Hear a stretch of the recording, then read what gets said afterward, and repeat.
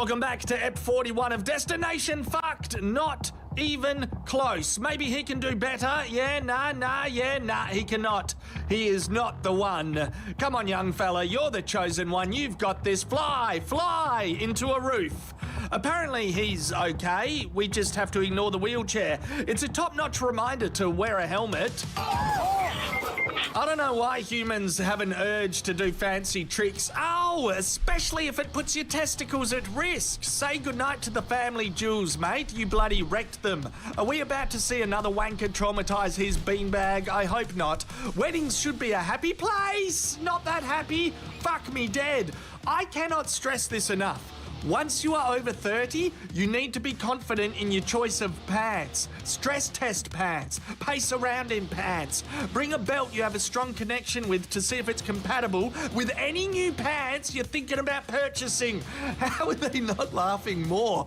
I guess that's the power of denial. It's very alluring. Anyway, this fella's like, oi, nah, I told you I'm sick. I'm bunged up in the nose and the chest. Hang on, I've got to vomit. Oh, I don't know what that's going to sound like on the other end. Your phone in flames, but hopefully it sounds like he's very sick and his workplace leaves him alone. Crikey, he's got to burn his house down. It was meant to be a relaxing, low-pressure day. If shit doesn't go tits up at your wedding, it can happen during the proposal. It's nice to capture milestone moments. Oh, no. Overcrowding from tourism strikes again. They're discussing if they can see Italy or Croatia. Then he's like, are you hungry? She says, I am. Oh, golf. Golf probably has the most destination effed moments in the world. Is he alive? What the fuck? Holy shit. Am I okay? No. Oi, did you guys know Australia has a rocket? Yeah, that's right, we're joining the big leagues. Bloody look out, our time has come to compete in the space race to put a wanker on the moon. Australia is never late, nor is it early, it arrives precisely when it means to. Come on, you fucking hunk of shit, get up there, breathe, manage the performance anxiety, don't panic, no, stay calm, no, it's going down. We can't get it up as a nation, how embarrassing. At least it's not on fire, we might be able to repair it. Okay, nah, it's on fire. Bugger. Enough of that. Moon landings are all fake anyway and Earth is flat. Let's get back to people hurting themselves from preventable actions. Someone needs to invent a better way for wakeboarders to stay hydrated because this tactic never works. It's important when operating machinery to always make sure you control the machinery. Unfortunately, these Sheilas are now in a situation where the boat is in charge. She realizes that and decides to take control of Destination Fucked herself. The boat's on its own now, which is scary in its own right. I just had to. Laugh emoji. Okay, Uncle Aussie Man still believes in you. Oh, no! Bloody Biscuits, Dexter, Ruby, whatever the dog's name is, come back! You're not meant to be death diving, even though you nailed the landing. Come back. This isn't what I ordered. Look at this. Did you read? Don't point it out. Did you just slap me? This is the third time you've gotten my order wrong. Look at this. No pickles, no sauce, nothing. Don't murder me. I paid for it. I want it fixed now. Excuse me. This is the third time you messed up my order. Don't you meow at me. I want to speak to your manager right now. Me? You can't just hiss at me. This is not what I ordered. Look at it. It's cold. And there's no cheese. I waited 20 minutes. You can take it back and make it right. Excuse me, this is the third time you spelled my name wrong on the cup. Don't you meow at me. I want to speak to your manager right now. I asked for double meat, not double attitude. Don't you dare meow at me. I'm a paying customer. Whoa, Subby. No, I'm not leaving until I get a refund for that soggy mess. You expect me to trust a paw print as proof of purchase for my broccoli cheddar soup? Don't you meow at me. I want to speak to whoever's in charge of this bakery cafe right now. Excuse me, this is the third time you messed up my burrito bowl. Don't you meow at me. I asked for guac on the side.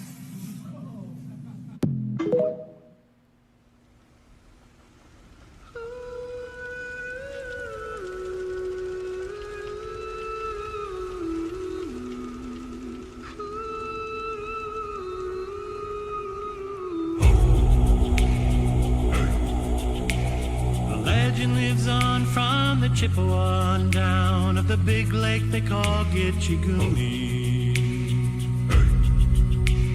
The lake, it is said, never gives up her dead when the skies of November turn gloomy.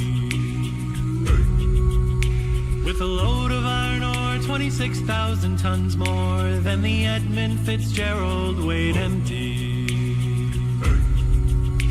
That good ship and true was a bone to be chewed when the gales of November came early. The ship was the pride of the American side, coming back from some mill in Wisconsin. As the big freighters go, it was bigger than most, with the crew and good captain well seasoned, concluding some terms with a couple of steel firms when they left fully loaded for Cleveland. Then later that night when the ship's bell rang, could it be the north wind they'd been feeling?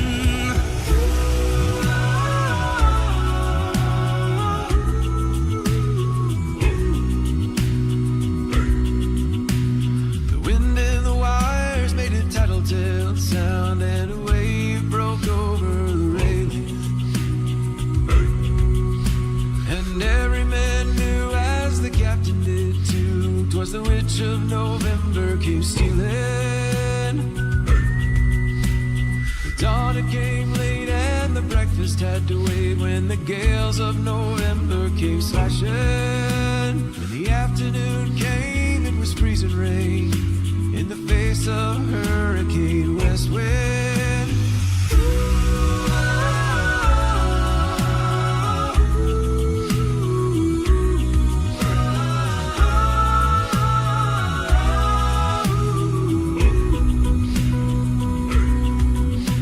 When supper time came, the old cook came on deck saying, "Fellas, it's too rough to feed ya." At 7 p.m. a main hatchway caved in. He said, "Fellas, it's been good to know ya." The captain wired in, he had water coming in, and the good ship and crew was in peril. Then later that night, when his lights went out of sight, came the wreck of the Edmund Fitzgerald.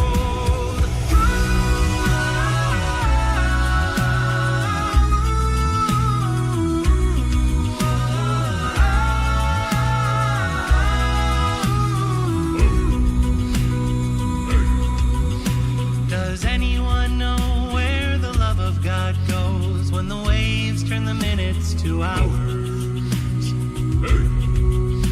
The searchers all say they'd have made Whitefish Bay if they'd put 15 more miles behind her. They might have split up or they might have capsized. They may have broke deep and took water.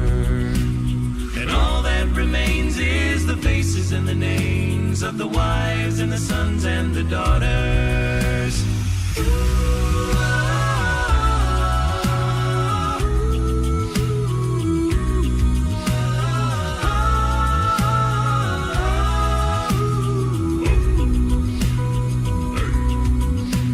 Lake Huron rolls, Superior sings in the rooms of her ice water mansion.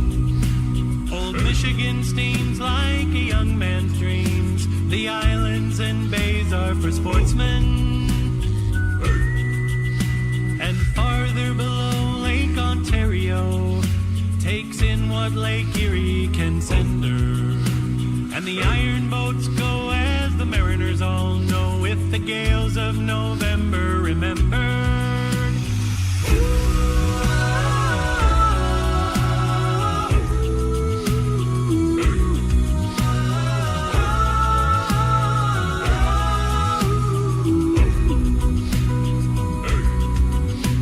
In a musty old hall in Detroit, they parade in the Maritime Sailors Cathedral.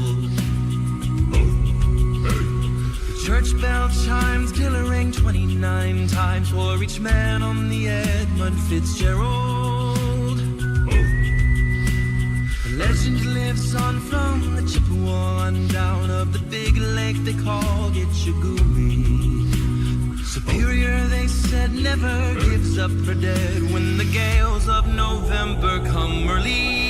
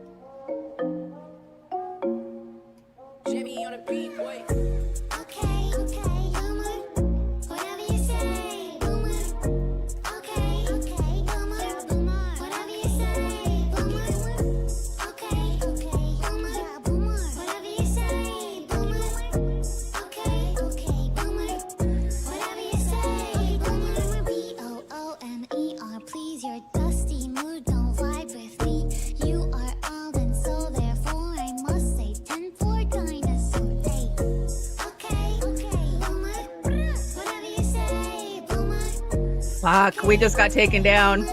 That's all right. Stay in here. Stay with it. We're on the other channels. Stream suspended for policy violation.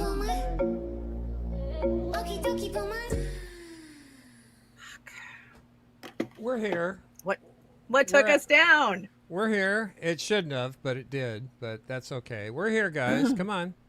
Come on, come on, come on. It should kick us back on, hopefully, in a minute. Anyway, let's continue with the show. Okay, I'm trying to list chats now. Okay. Hi, guys. If you can Are we hear back? us. Yeah, I don't know if we're back yet. No, we're not back yet. Yeah, well, hopefully we'll be back. That one ran a little long. Sometimes they do that. Of course, Rumble's Are up. we still Hi, up on the We're up Trailer on Rumble. And yeah, I don't know if we're up on Trailer Park or not. Hi, everybody. It's just one of those nights. What a way to start off. No, they took Trailer Park down too. Okay, well, it's Rumble.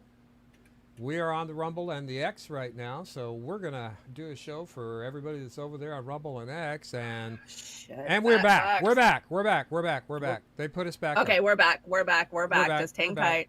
By the way, guys, I do scrub those things, and they do say we can use them, but YouTube's an asshole, as usual, and the problem is that we do not monetize anything on YouTube. They got us. And they get a little overzealous, but we have we could use those. We can use those. I'm very meticulous about checking that, so I don't use original work. I know. And shout out to that group of gentlemen. That was such an amazing cover. It was worth taking the 2-minute hit that we took. Most of you guys stuck around and wrote it out, so thank you. Thank you. And it's still completely available on Rumble, and we're always on Rumble. We're always on Patreon. We're free on Patreon. We don't charge you to watch on Patreon. You can always catch us on Patreon too. But fuck you, YouTube. Yeah, YouTube supposedly has lifted the big 2020 April 2020 ban where they kicked everybody off. Remember, like Convo Couch and all those guys got kicked to the curb. David Icke, everybody got ripped down. Well, of course we didn't, because we're so meticulous about watching what we do. Yeah, which so is unfortunate. That was weird.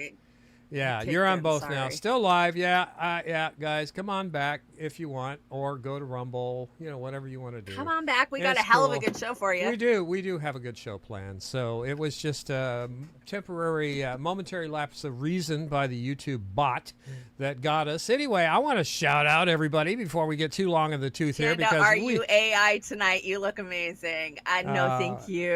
Yeah, you do. I took many hours to try to make myself look like myself.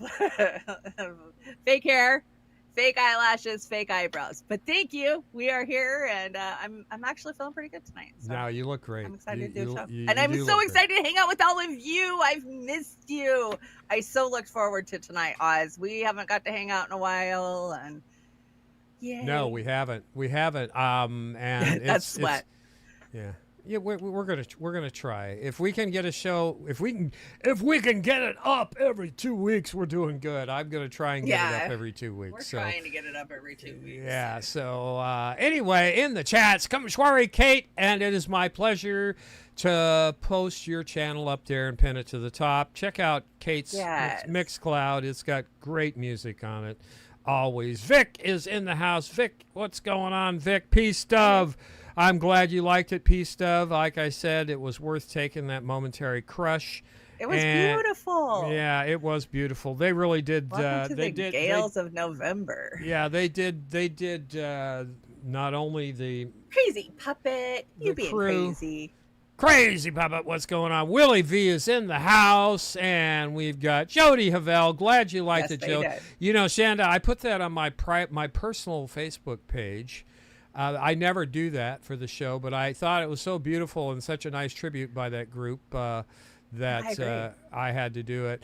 Shane Piper, what's going on, Shane? Peace Dove is in the house. What's going on, Peace? Cobra Commander, Fingerman, what's going on? Fingerman, I had to refriend you on the Twitter today. I don't know. I thought we were. Yeah, Twitter's over there just fucking banning people left and right. Yeah, fucking Charlie Mack got ripped down twice. Like, fuck off, Elon. No, it's really it's like Mad Max in social media.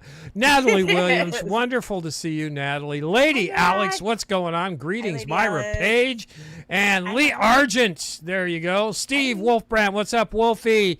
We've got Earl of Laurel is in the house. Snorky, Professor Snorky is in the house. Mastermind Hour.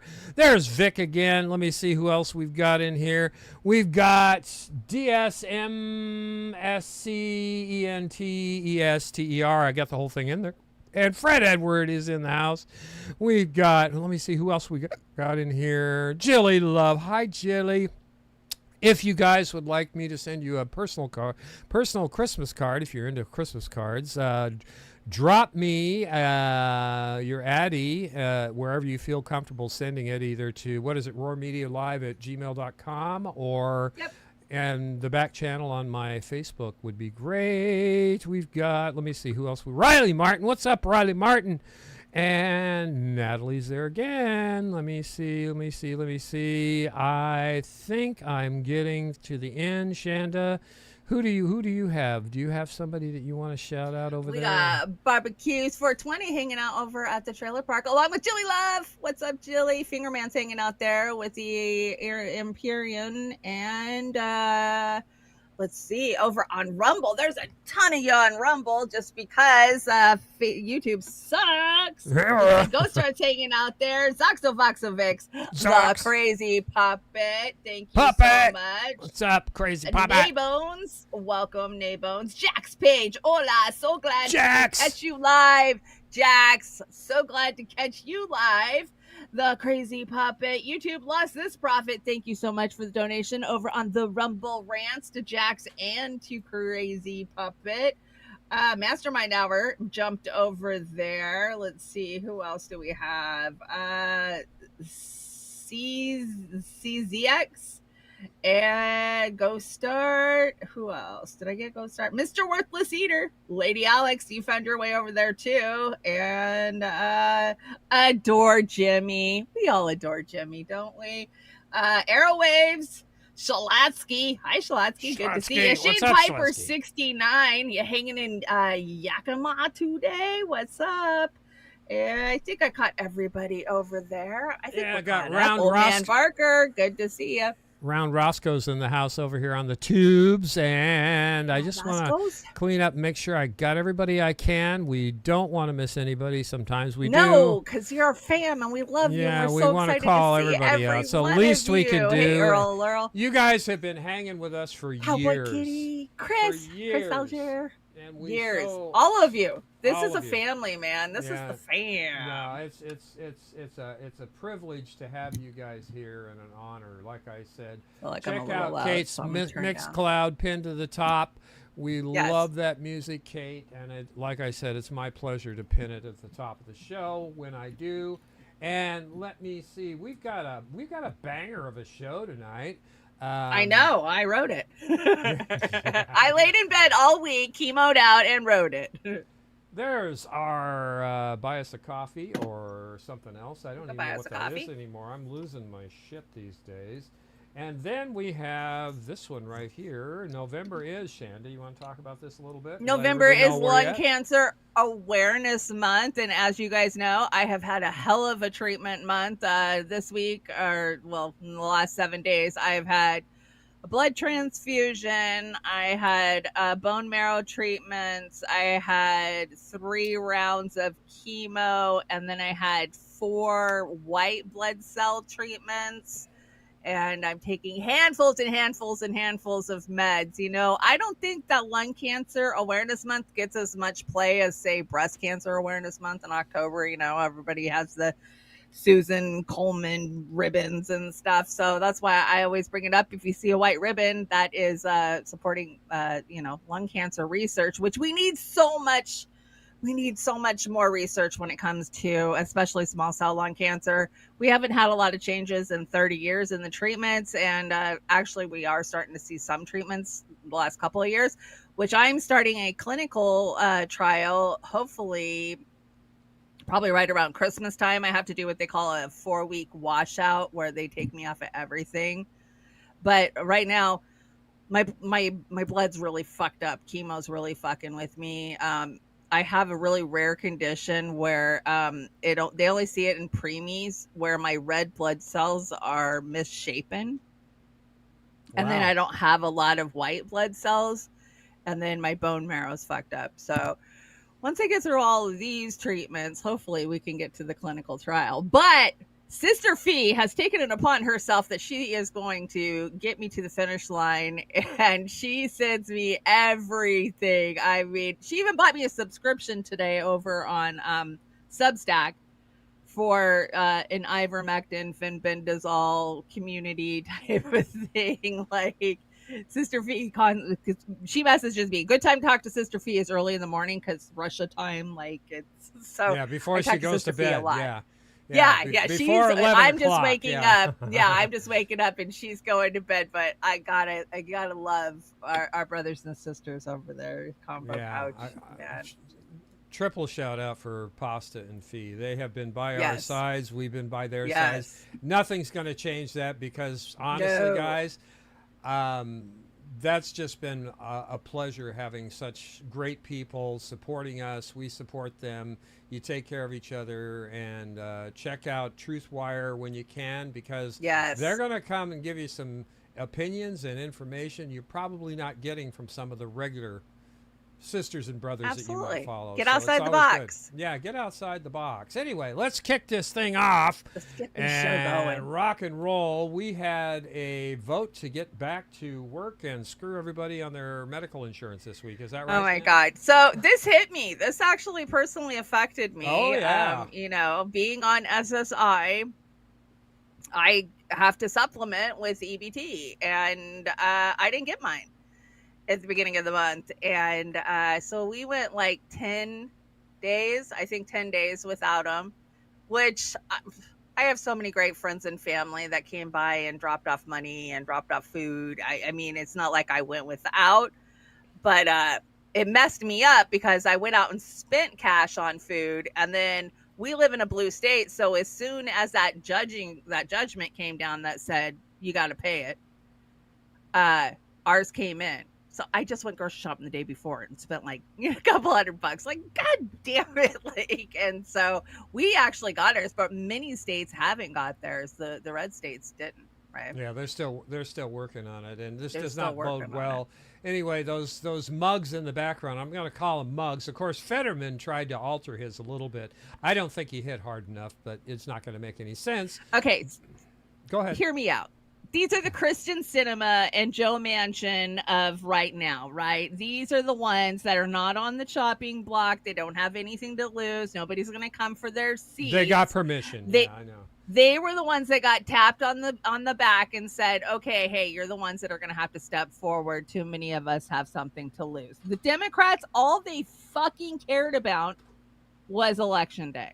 Let's pretend the polling says that we're not doing enough for the American people. They don't like that we're not pushing back against the Republicans. So let's dig our feet in and act like we're going to get them Medicare for all until Election Day. And then, we'll go a couple days later. And then, shit, we have no control. We don't have control of the House or the Senate. So fuck it. We'll just cave and we'll get what we want out of it. But fuck the American people. Exactly, and that would be Tim Kaine and Fetterman and Gene Shaheen and who else is up there? Oh, Dick Durbin, the Dick. Dick Durbin, yeah, that guy. He's terrible, and the other nasties that are in there. But they did get permission to do that, and that's just how it is.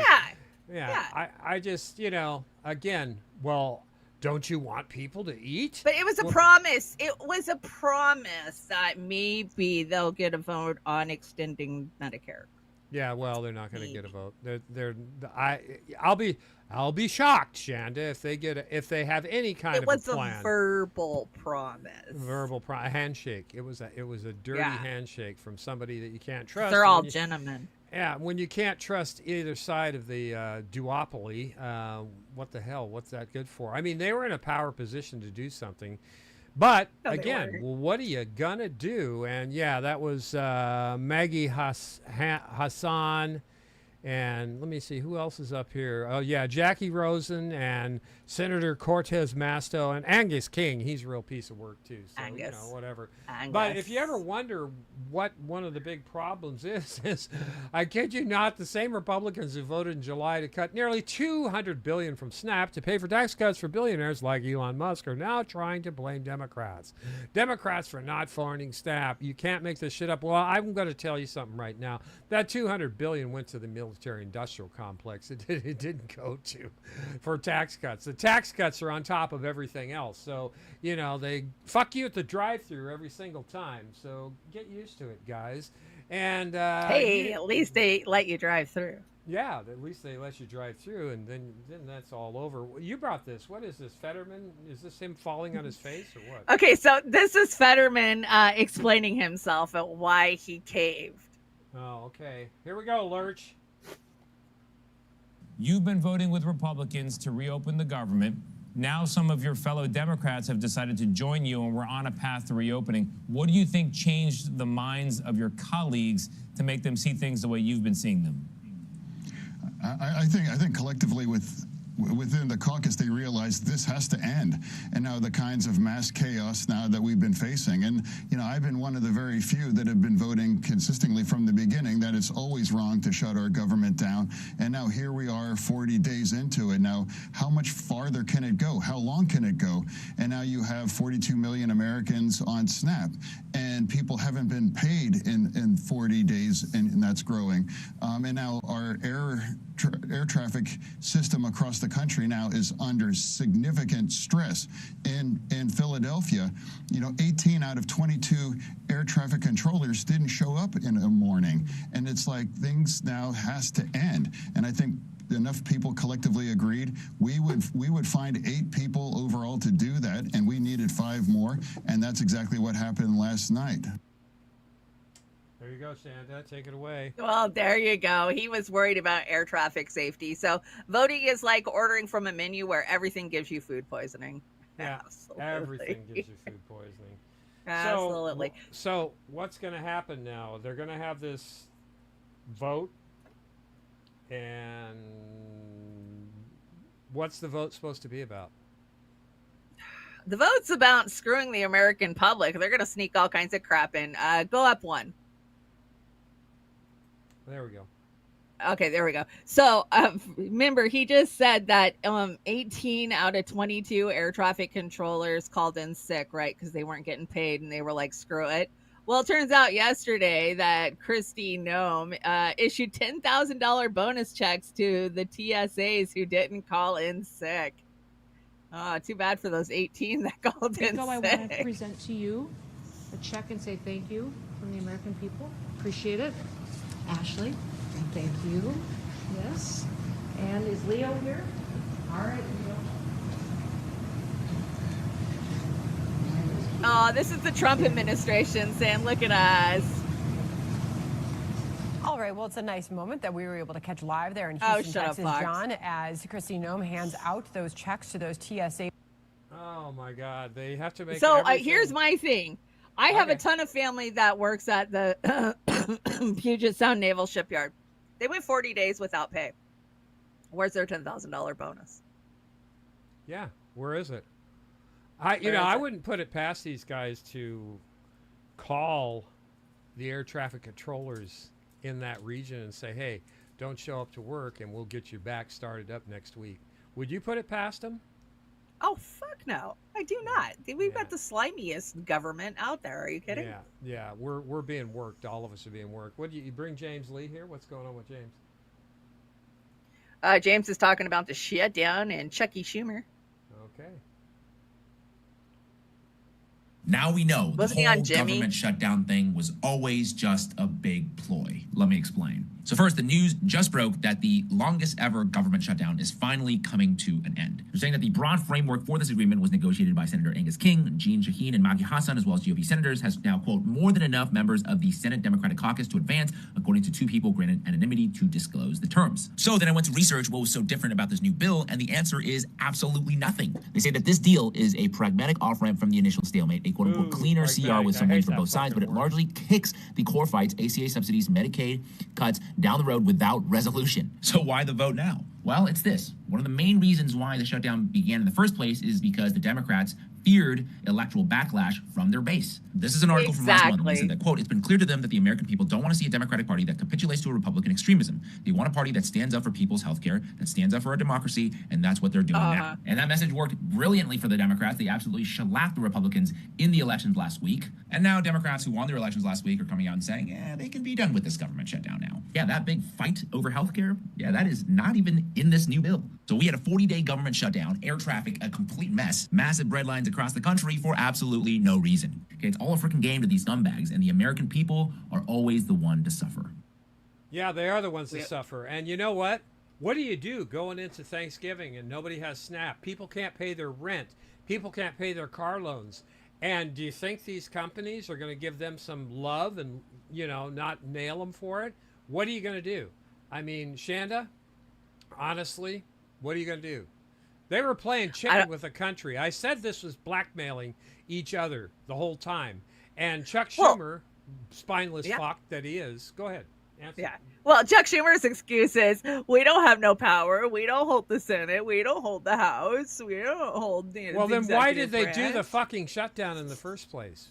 Why? So they could get elected on election day. It was all about the fucking election. That's all it was ever about. They don't fucking care about the American people. They never have. They don't give two shits about the health care and whose premiums are going to be raised and who's going to get kicked off. They don't give a shit about that. That's why it's not even talked about in this upcoming bill. There's a lot of shit in the bill that's really fucking bad, and they're doing some slimy shit, but yeah, it doesn't have anything to do with health care. Remember this at the midterms. They're going to bollock something up really bad. Fuck something up really bad. Okay? At the midterms. And then right after the midterms, they're gonna stab you in the back. But the American people fall for it every fucking time. You could sit last week on fucking X and see both sides of the insanity. The people who were like, learn to eat tuna fish and, you know, go to work and get a job. And what the people jobs? who were There are like, no where's jobs. my $12,000 in food stamps? Like, and then the people that are like, food stamp fraud is everywhere. No, it fucking isn't. Like, it was just so much of it was even AI now. I mean, I just sat there watching the American public be played on both sides emotionally, just ping, ping, ping, ping, and ping. They're still doing it. They had fools. They had fun doing it. Congress has allotted a daily meal stipend of $79. The average SNAP benefit per person for a month, $188. Yep. They're fucking. I get $49 for a whole month. They're Which, evil. whatever, I'm not complaining about. It gets me my staples and I make it last, and I'm thankful for it. Don't get me wrong. But yeah, these motherfuckers get $79 a day. I have no love for Martha Stewart. She's a snooty bitch, in my opinion. That's true. But I want to know why Martha Stewart went to prison, which wasn't really a prison, but for insider trading, and Nancy Pelosi's still not in prison. And, you know. Come on. You really have to ask? I don't have to ask. Congratulations. Because they all to do CNN. it. That's why. First network with more employees and viewers. Boy, that's for sure. And if Ellison gets a hold of that, they're gonna have even less. Believe me. And you brought this Cheeto. By the way, the Cheetos doesn't have the dye in it anymore. I saw that. They're going to take the dye out of it. But they're going to leave everything else that kills you in it. Yeah, all of the forever chemicals will remain. Yeah. Post the best virtual metaphor for Democratic Party that you've seen. I'll start. Yeah. They don't care. They really, really don't. You brought your friend. What's this gal's name again? I've seen her stuff. Blakely, yeah. She's not my friend. Well, she's not. She has some good points once in a while. Here we go. Sometimes she has good. Over the last 10 years, as the feckless, spineless, loser, failure Democrats have sold out their constituencies time and time again. Oftentimes, you'll hear them making excuses such as, but Trump, we're not in the majority, but we don't have any leverage. And they make these excuses because Democrats love nothing more than surrendering. They love capitulating and being complicit with the Republicans. And for the last 10 years, Democratic and liberal voters have been accepting their fucking endless excuses. And I'm wondering, are you guys finally there yet?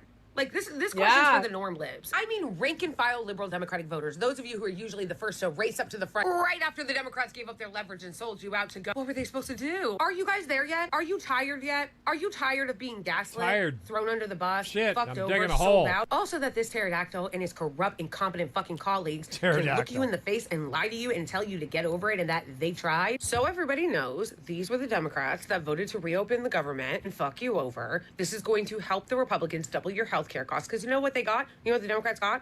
Nothing. They got nothing. And you know what? Let me correct that. When I say they didn't get anything, I mean they didn't get anything for the American people. They didn't get anything for you. They did get something for themselves. I'll tell you at the end of the video why they voted to reopen it and what they got. Chuck Schumer did this on purpose. None of these people are up for re-election in 2026. They think you're dumb. Because this is the Joe Manchin, Kirsten Sinema They think playbook. you're dumb. They want to fuck you over on a certain policy, or they want to It sell is. you out on something. And so they find the lawmakers that are the least vulnerable in that moment. Kirsten Sinema and Joe Every Manchin, when they time. knew they weren't going to run for re-election and people already hated them. Now these are the boogeyman of the day. But don't let the point escape you. This is on Chuck Schumer and their so-called leadership. Because if it wasn't them, it would be a new group. It's a revolving door of sellout, corrupt, weak fucks. This is just this year's crop. Angus.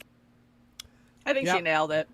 Yeah, I think she Because did it's too. exactly true. And we called it out for the same shit when Joe Manchin and Kristen Sinema did it. Who was talking about hemp in the chat on the YouTube a couple minutes ago? Well, I got some bad news for you on the hemp. There you go. Yeah, so they snuck language into the funding bill that would essentially ban THC products. Meanwhile, 70% of America support legalizing marijuana. Younger generations drink less alcohol. If Republicans mess this up, you will lose an entire generation of voters. Okay, so let me tell you about this bill. Now, the hemp bill. Now, I fought very, very fucking hard for the hemp bill in 2017, 2018. I was in the industry. We knew the benefits of the hemp bill because you can go all the way back to William Randall Hearst and the publication wars of 1920s as to when hemp got the reefer madness and wrote off as a crop that could be utilized for so much in America. Now, fast forward 2018, John Fetterman gets it into the farmers bill. It's wide. It's the language on it's good. It's for commercial production. It left a lot of loopholes that got utilized by a lot of like gas station type products that we see out there across the country that I've been warning you about for the last fucking 5 years, telling you, just because it says it has CBD in it doesn't mean that it's going to have healing benefits alone. You got to have other stuff in there like THCA and blah, blah, blah. Anyways, so now they are getting paid off by lobbyists that are saying, hey, we're losing a shit ton of money with this bill. And we need you to tighten up these loopholes. So, okay, here comes the pendulum swinging back way too fucking hard again. And it's pretty much going to wipe out anything that if you live in a state where marijuana is not legal and you still have access to Delta 9, these CBD strains that are very helpful for people that have I'm taking it. I'm taking it for my cancer. You're taking it for yours gummy, or no? Well, I quit taking it about a year ago, but that's on me. I know how much it helps. I went to school for it. But there's something. Yeah. No, they're great for dogs. The dog treat ones, oh my God, they have so much anti-inflammatory and, there's just so much good that goes with this. But not just that. It's not just the edible cannabis that comes along with this. It's these things that are made out of hemp. We could literally build housing for the homeless populations, composite housing out of hemp that would last for hundreds of fucking years. Like, there's just so much good that could come from hemp. Our clothing, our fucking, it's so sustainable and reusable, and there's just so much good that could come from it. But of course, these assholes, no, we've got it. But here's the problem with it. Not only are they sneaking this in there, they're doing it basically fucking illegally. You cannot use a funding bill like this to change the structure of the way that a bill has been passed. So this little clip kind of explains it. Yeah. But this sets a bad precedence. They're going to keep fucking us hard. Yep. Here you go. Speaker Mike Johnson, Representative James Comer, and 26 others argue that a hemp THC ban tucked into a spending appropriations bill would deal a fatal blow to America's hemp sector, and they contend that the language violates congressional rules by rewriting existing law without proper committee markup or public debate. Sounds like a lot, but this is important. To them, this is more than policy, it's procedure. They argue that inserting such a sweeping redefinition of legal hemp into a spending measure flouts the principle that changes to substantive law should go through authorizing committees, not hidden in riders. So the bill's supporter, including some of the House representatives, like Representative Andy Harris, they frame it as correcting loopholes in the hemp THC space. But critics say it's an overreach with real consequences for farmers, small businesses, and the legal cannabinoid supply chain. And they have a point here. And furthermore, the letter contends that the language clearly violates rules against amending existing law via general appropriations. So in other words, you can't rewrite definitions of hemp or consumer products by sneaking it into a budget bill. And again, they have a point here. They also propose that the language would eviscerate dual-use hemp cultivators, meaning grain and cannabinoids, fiber plus cannabinoids, closing off flexibility that many growers depend on. So instead of pushing the ban, these lawmakers propose an alternative, and that is a regulatory framework for consumable hemp products with age limits, labeling rules, testing requirements, and protections against marketing to minors. So this is telling here. So really, you've got a collision between process and how laws should be made and policy. So what happens if you ban THC containing hemp? So let's dig into that more and what it really means. So what it means, well, it's a big deal, because if Congress can quietly redefine what hemp means via a rider and spending bill, they set a dangerous precedent for using appropriations as a stealth tool to remake policy. That's why you see Republicans and Democrats alike, they're pushing back here. So that's the problem. I mean, not only, yeah, some of these loopholes do need to be shut down. That could be argued, but changing laws by writing it into a fucking spending bill? How American is that? You had me at our government is corrupt as shit. That's all there is to it. Meanwhile, something that the House drinker's not going to run for re-election. You heard about that, right? But yes, I did. But wait, there's more. But wait, there's more. Christine Pelosi, daughter of Nancy Pelosi, has officially announced she is running for the California State Senate. And I want to remind everybody. Fuck me. Christine Pelosi knew about the rigging of the last election. And yeah, she did. Remember, she went around, even Jimmy played that clip over and over. Her saying how it was rigged. Oh, my fucking God. California, if you vote for Christine Pelosi and put her in, you deserve more punishment than you've already gotten from her insider trading mama. And it's really sad. Everything's falling apart here, and you can say it's the Clintons, it's the Obamas, it's the Trumps, it's the Bushes, it's the same cabal, it's all of them. So none of them are on your side. Don't ever think they are. And elections, do they matter? I don't know if they matter. They don't matter much anymore. I don't think they give a shit. You just give the hot potato back to the other side and let them fuck it for a while. So, yeah, exactly. Put this in. I thought this was really. I don't know who made this, but oh my God, make me puke. Pillars of progress. Yeah. Carved in stone, but not in preservation. Courage and conviction. These women stood for the winds of change. Were the freest or fiercest? It's hard to read. It's too dark. My I can't God. Yeah, they did not. Every single one of them has screwed the American people. And Michelle Obama, I didn't get a chance to add that clip, sitting out there with Tracy Ross, Nepo baby, talking about how the American people are sexist and they're not ready for a female president.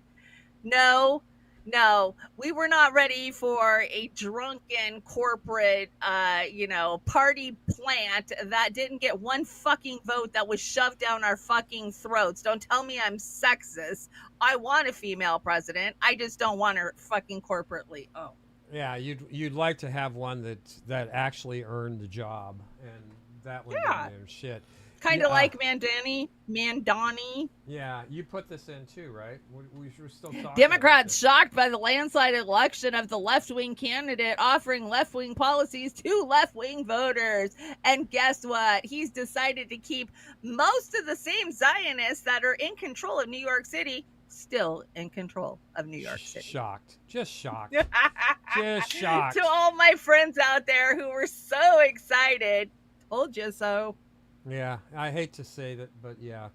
Just let's see how this plays. And I'm telling you the same thing about the new mayor or the potential mayor of Seattle. Seattle, yeah.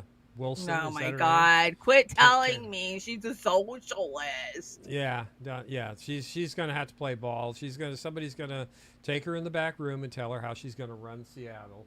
So I just want to remind you, if this piece of shit is the Democrats' pick for running for president, whoever's running as a Republican will beat the shit out of him. So California is a train wreck. Hollywood's burnt to the ground. And, most of this you can lay on this guy because the buck stops with this Nepo baby right here. So, once again... I agree. Gavin Newsom's the greasiest fucking governor they've had since... God, since forever. I don't know. I didn't think Gray Davis was such a bad guy back in the day, and they got rid of him and put in Arnie. So, is he any worse than Jerry Brown? Let's see. Did I watch what? Mar-a-Lago? Is this what that's... Okay, well, that was the Democrats suck. Let's talk about Republicans sucking. So while the government was shut down and nobody was getting EBT, Trump decided it would be a good idea to throw a Great Gatsby-themed party at Mar-a-Lago. Check out the food. That's seafood. Look at those lobster tails. Swans. Prawns. When's the last time you had prawns, Oz? That weren't radioactive? Yeah, right. Look at that. That's a food line at the same fucking time that Mar-a-Lago was partying it up. You can't tell me that was accidental or out of touch. Yeah, well, there's more. This is another one. So, he literally had women in champagne glasses dancing. Yeah, anybody that talks about objectifying... Did he read Great Gatsby? Does he understand what the theme was of that book? Was the ambulance and, like... It's more like... Obviously, you didn't get it. More like the Betsy. If you want to talk about objectifying women, there you go. There's that. All you... Yeah, exactly. Jesus Christ.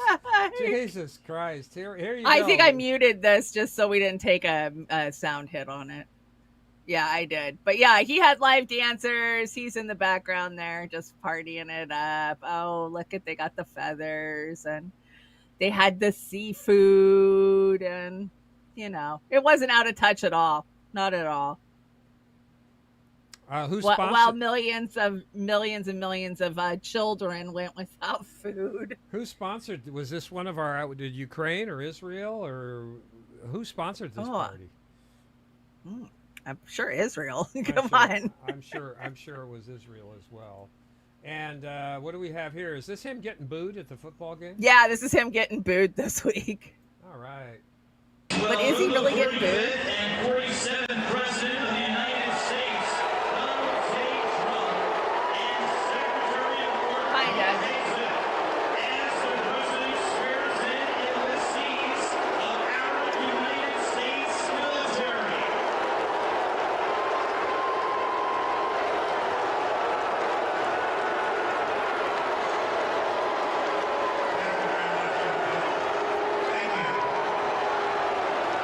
Are the dancers over 12? Yes. Hillary, Greg Rose.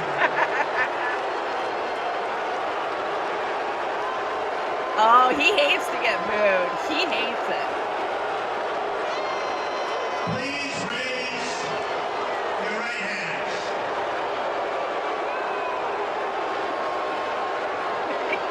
I raise my hand.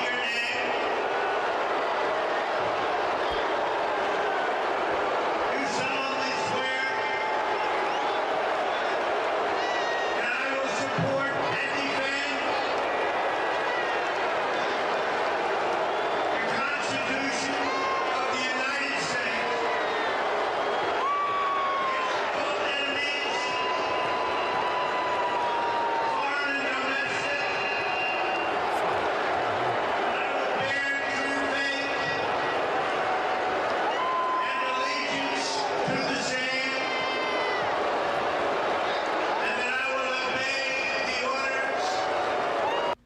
The people have spoken. The people have spoken. Yeah, we can't hear you. I was flipping him off. I raised my right hand. Yeah, I actually, I was. You? You know, both of us were fantasy football people, and to me, they ruined. They ruined football when they militarized it. They ruined it. Oh God. Yes, they absolutely. And that's why I quit watching it. You know, I kicked all of your asses at fantasy football. I love me some fucking NFL. I knew who all the rookies were preseason. Like, I knew football. I know football. And I just can't bring myself to watch it the last, 3 years. It's nothing but it's been gobbled up by corporations and the military-industrial complex. It's like That's all it rollerball. fucking is. Yeah, and I can't do it anymore. It makes me sad because that was kind of my escapism. Like I told you last week, I was like, "Fuck, I'm so ready to just go find some bread and circuses. Maybe I should start watching football again." Something. So you brought this. What's this? What's Scott Bessett gonna lie about here? Okay, so Trump, because everybody was freaking out, decided to throw out there that he might give everybody, because we're making so much money on the tariffs. Remember, I brought that clip the other week. A $2,000, not check, dividend that you could take as maybe a write-off on your taxes or a car loan or they put a bunch of different examples out there. But a lot of people think they were getting a check. And that's what they wanted you to believe. That's really why I put it out there. Yeah, because that way he looks like the good guy. Well, Trump wants to send you money, but the Democrats won't let him. Yeah, here we go. Let's listen to Bessett lie again. Yeah. Come on. You know, it could the $2,000 dividend could come in lots of forms, in lots of ways, George. You know, it could be just the tax decreases that we're seeing on the president's agenda. You know, no tax on tips, no tax on overtime, no tax on Social Security, deductibility of auto loans. So, you know, those are substantial deductions. If you're getting Social Security, you're normally not really in a tax bracket where it would even help you. No, it wouldn't. And once again, I think on the last show I talked about a little bit about tariffs, about how they really hadn't kicked in yet. And some of them have, but, you know, I'm talking about him making deals with China because China bent him over and told him to fuck off, basically. So he drew back on the tariffs. Remember how Did you adamant see he was? Today?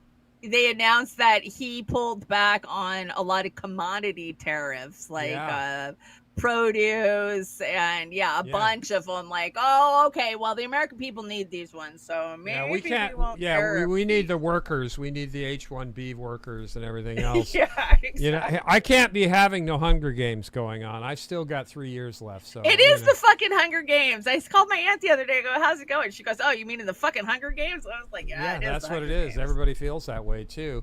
And did you bring that? I brought this, didn't I? Did I bring this? Epstein file petition. I don't give a shit about the Epstein stuff. Led by Thomas Massey, gets last signature needed to Oh, yeah, they swore in the Arizona rep. So my question with this is are you ever You snuck this in, or I would have put it in the Epstein section. Are we really going to get the Epstein files?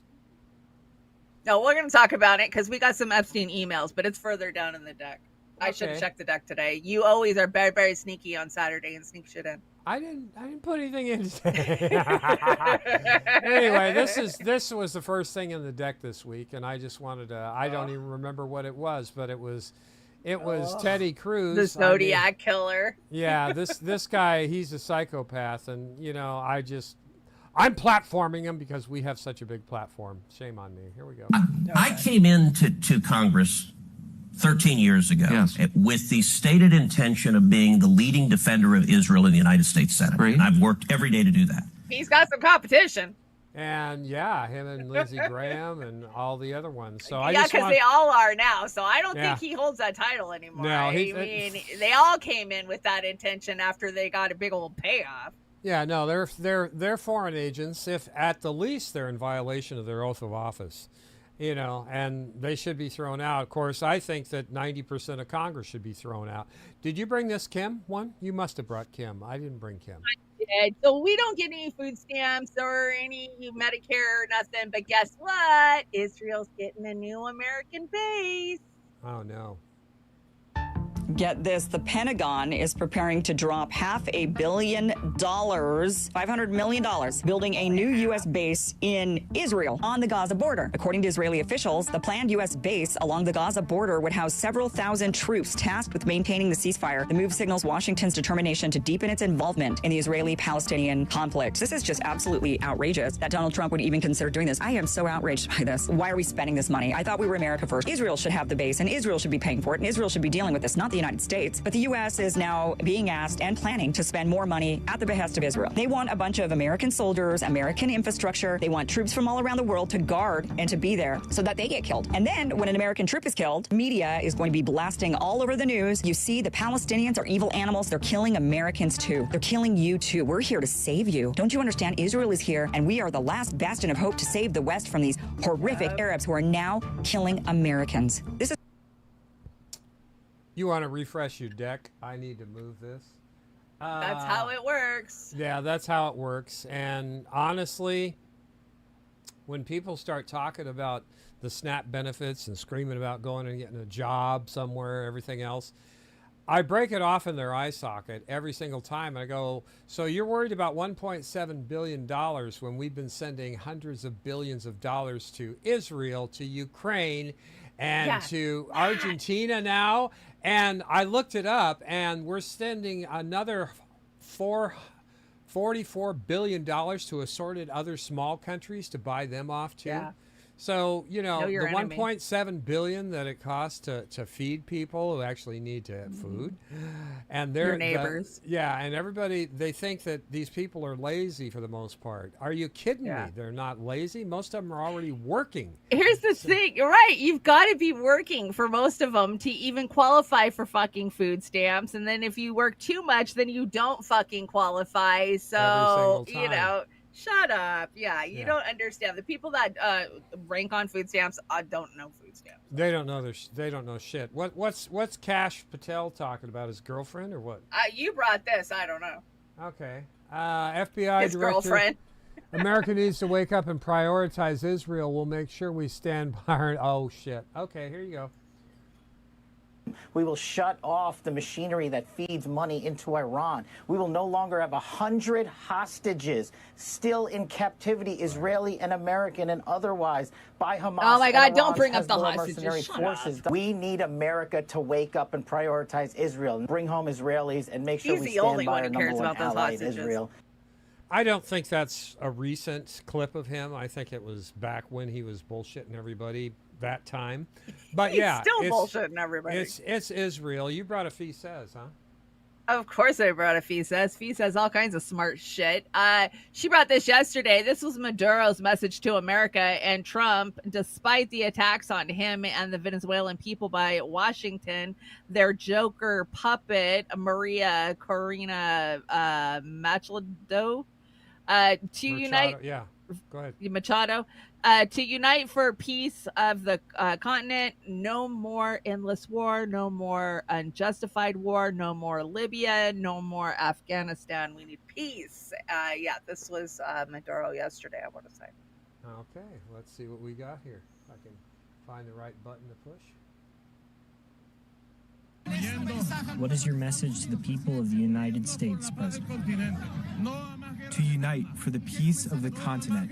No more endless wars, no more unjust wars, no more Libya, no more Afghanistan. Do you have a message for President Trump? My message is yes, peace.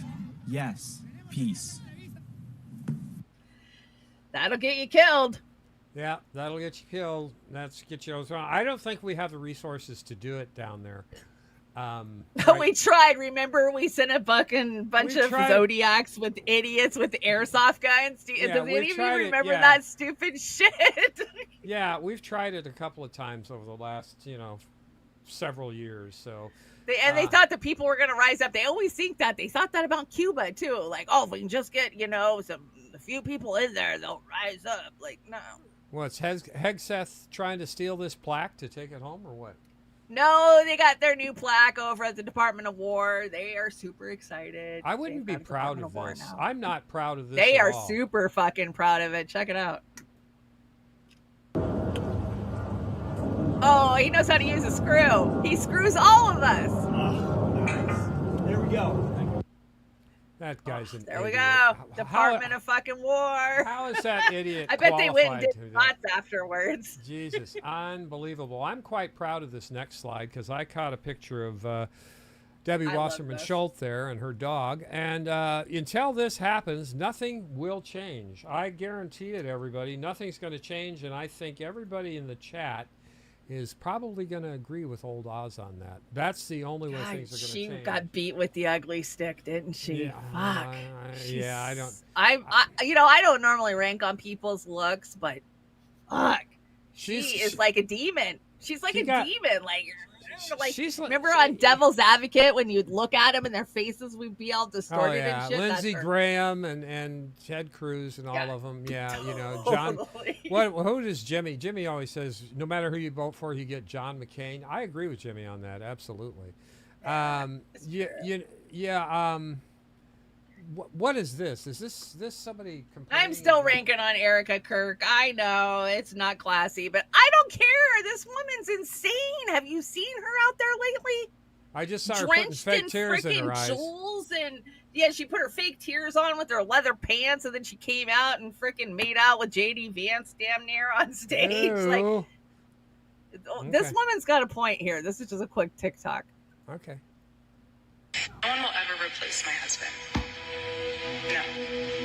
But I do see some similarities of my husband in JD.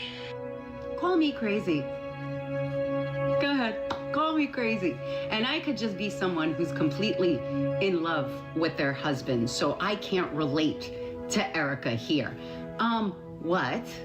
There are very few instances that one can make a statement and say but afterwards. And this isn't one of them. Saying no one can replace my dead husband, but is wild. And I'm just curious, Erica, what similarities do you see between your dead husband, Charlie Kirk, and JD Vance? Yeah, that's pretty sick, man. But that was a poor choice of words for sure. That's awful. It's almost a Megyn Kelly level choice of words. Oh, we're gonna get to Megyn. She's on the deck. Good news, everybody. MSNBS is finally changing their name. They did today, as a matter of fact. Rebrand. MS Now. Rachel Maddow was over there pimping it the other day, and I was just laughing my ass off. They think they've got low viewership now after they've been lying to you for years, and I'm not leaving Fox out. They're great liars too, so CNN and all the rest of them.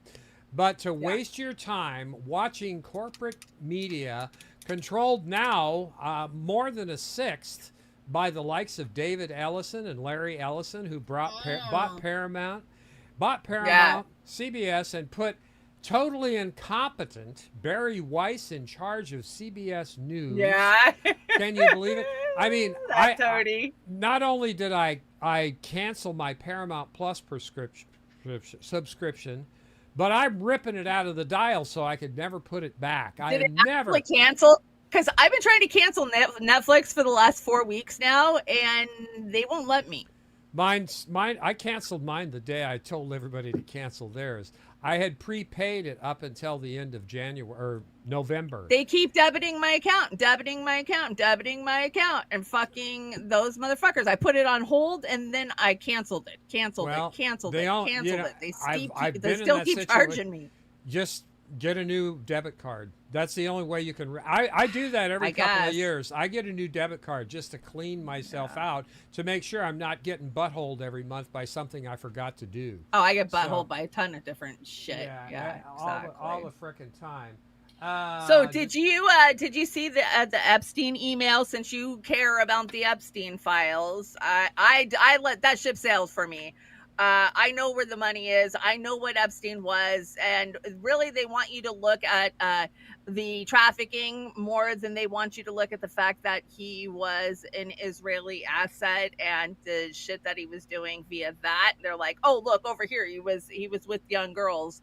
Don't pay attention to all of this money and weapons trafficking and, everything else bad that he was doing. So the House Democrats decided, well, we're going to let these emails out that reference Trump.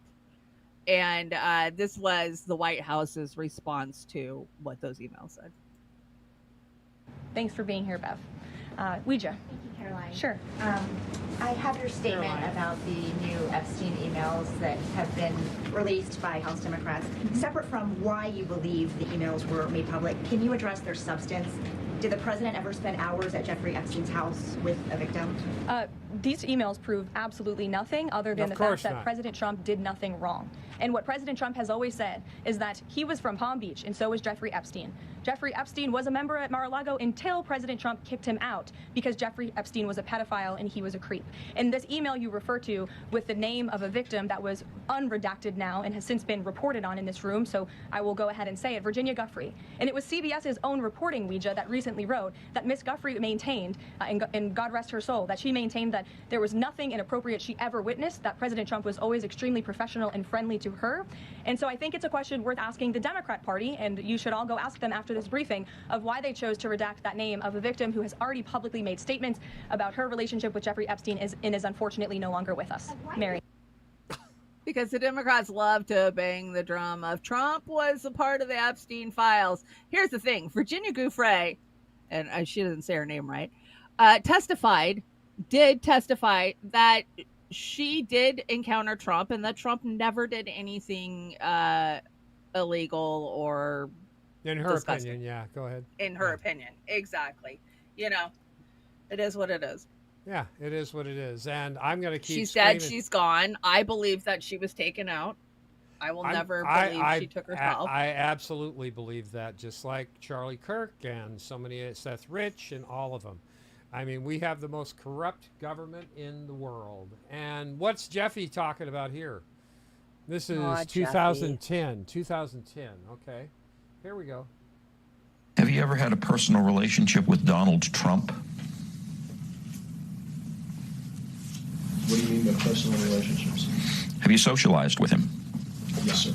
Yes? Yes, sir. Have you ever socialized with Donald Trump in the presence of females under the age of 18?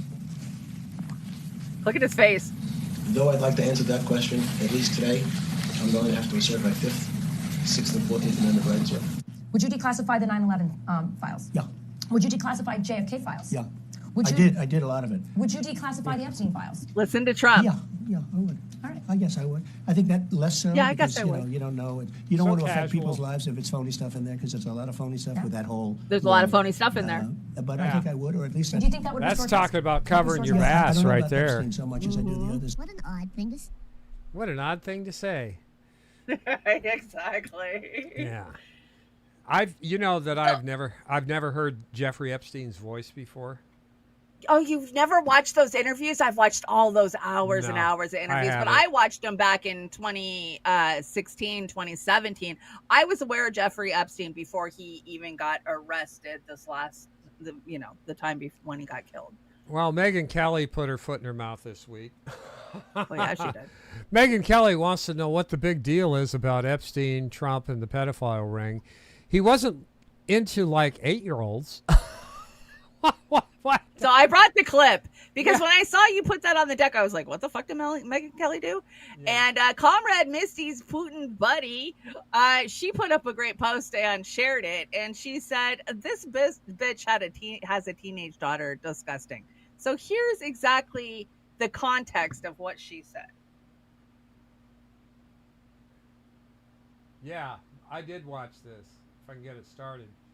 Oh, and she's with Yuckable there. Okay. Yuckable. As for Epstein, I've said this before, but just as a reminder, I do know somebody very, very close to this case who is in a position to know virtually everything. Not everything, but virtually everything. And this person has told me from the start, years and years ago, that Jeffrey Epstein, in this person's view, was not a pedophile. This is this person's view, who was there for a lot of this, but that he was into the barely legal type. Like he liked 15-year-old girls. And I realize this is disgusting. I'm definitely not trying to make an excuse for this. I'm just giving you facts.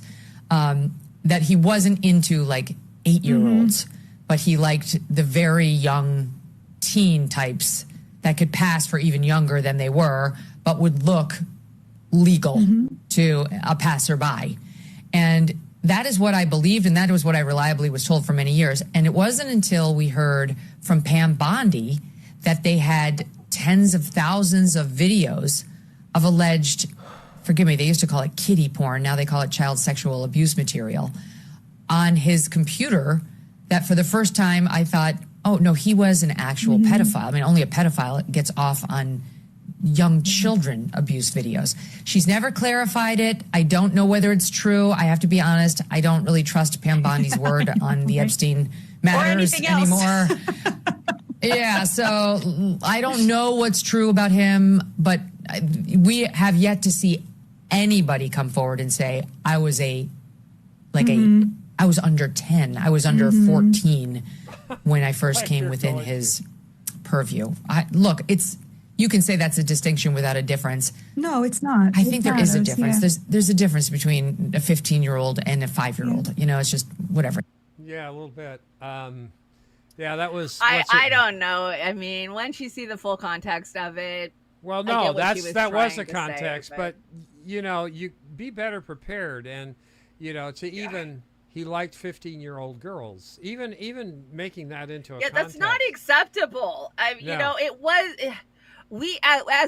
So we've changed as a society as to how we look at this, as to even that we did in the 80s, the 70s, you know, you talk about the 70s groupies. I mean, 92, I was 15 years old and I met my husband who was 27 at the fucking time. Oof. My parents lost their fucking mind, but you're not going to stop a 15, 16-year-old girl when she's got, you know what? My parents, there was no stopping me. Like, oh, fine, I'll fucking move out. I mean, I look at it different now that I'm older, but I look back at it as fuck. Okay, maybe I was groomed, but I was smarter than him. I mean, he was a dumbass, like, you know.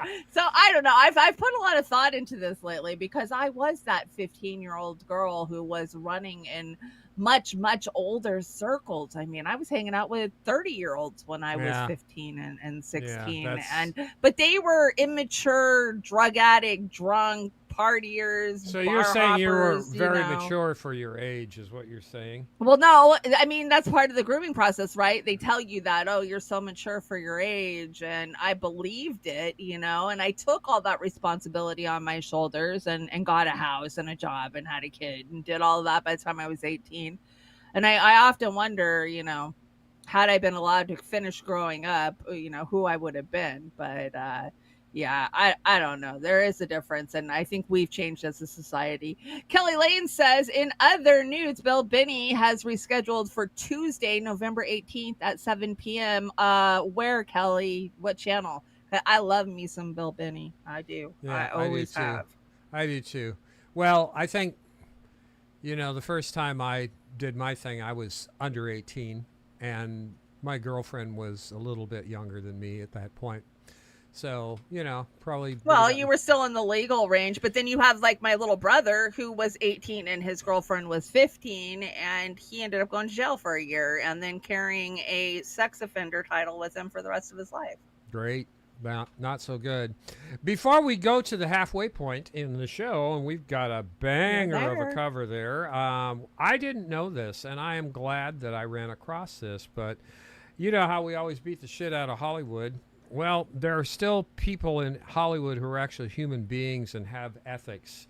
And Alan Rickman, you know, Rickman. Didn't he Professor? Pass? Yeah, he died. Professor Snape and the villain in the first Die Hard movie. Yeah, I love me some Alan Rickman. Yeah, he's great actor. But he was an ethical, moral guy too. Here you go. Alan Rickman brought Palestine to the stage and paid the price for it. Most people know Alan Rickman as Severus Snape from Harry Potter, but he also risked his career for Palestine. In the early 2000s, he came across the writings of Rachel Corrie, a 23-year-old American activist killed by an Israeli-operated bulldozer while protesting a Palestinian home demolition. Oh, shit. Sorry. I blew it.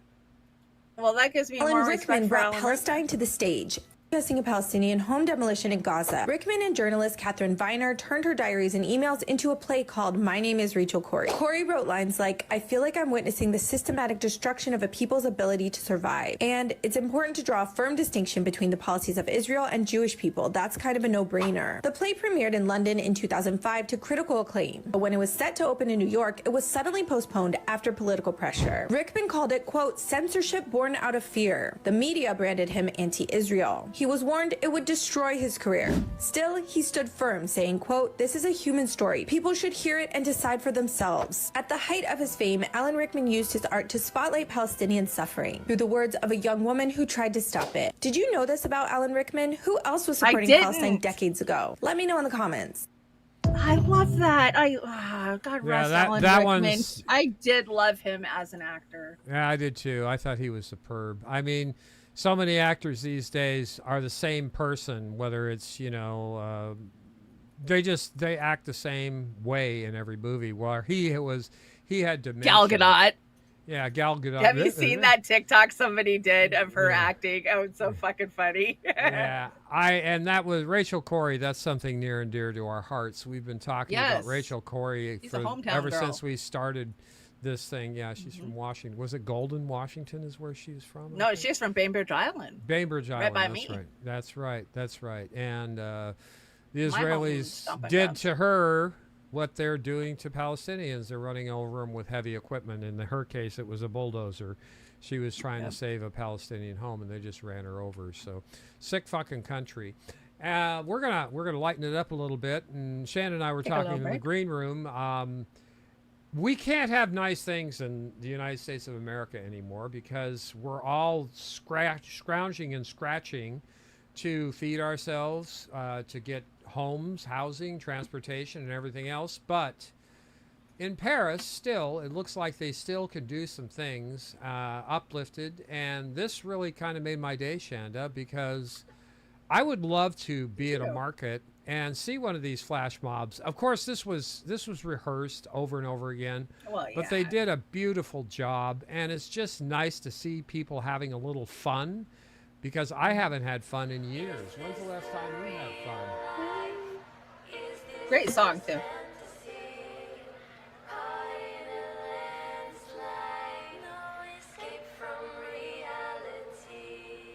Open your eyes, look up to the skies and see.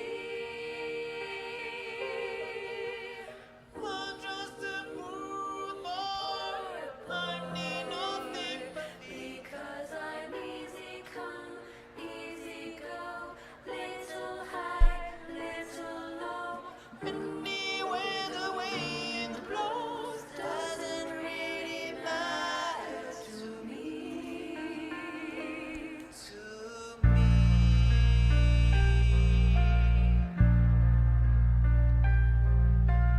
Mama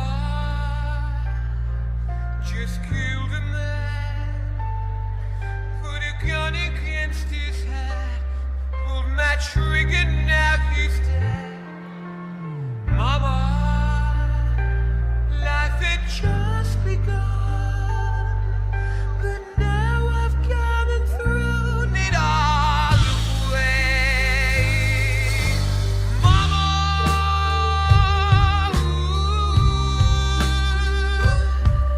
didn't mean to make you cry.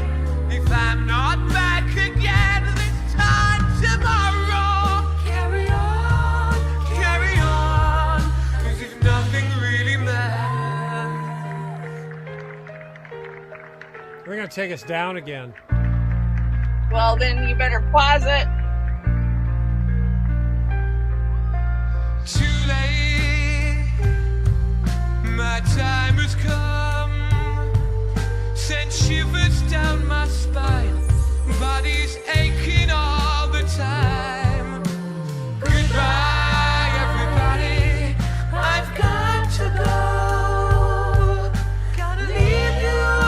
if you put us on screen?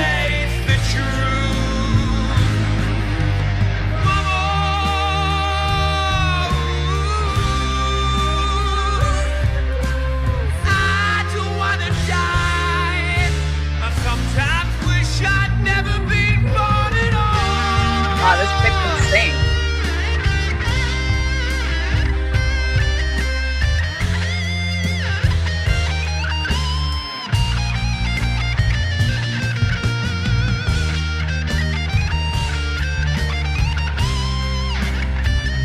Now I really want to go to France.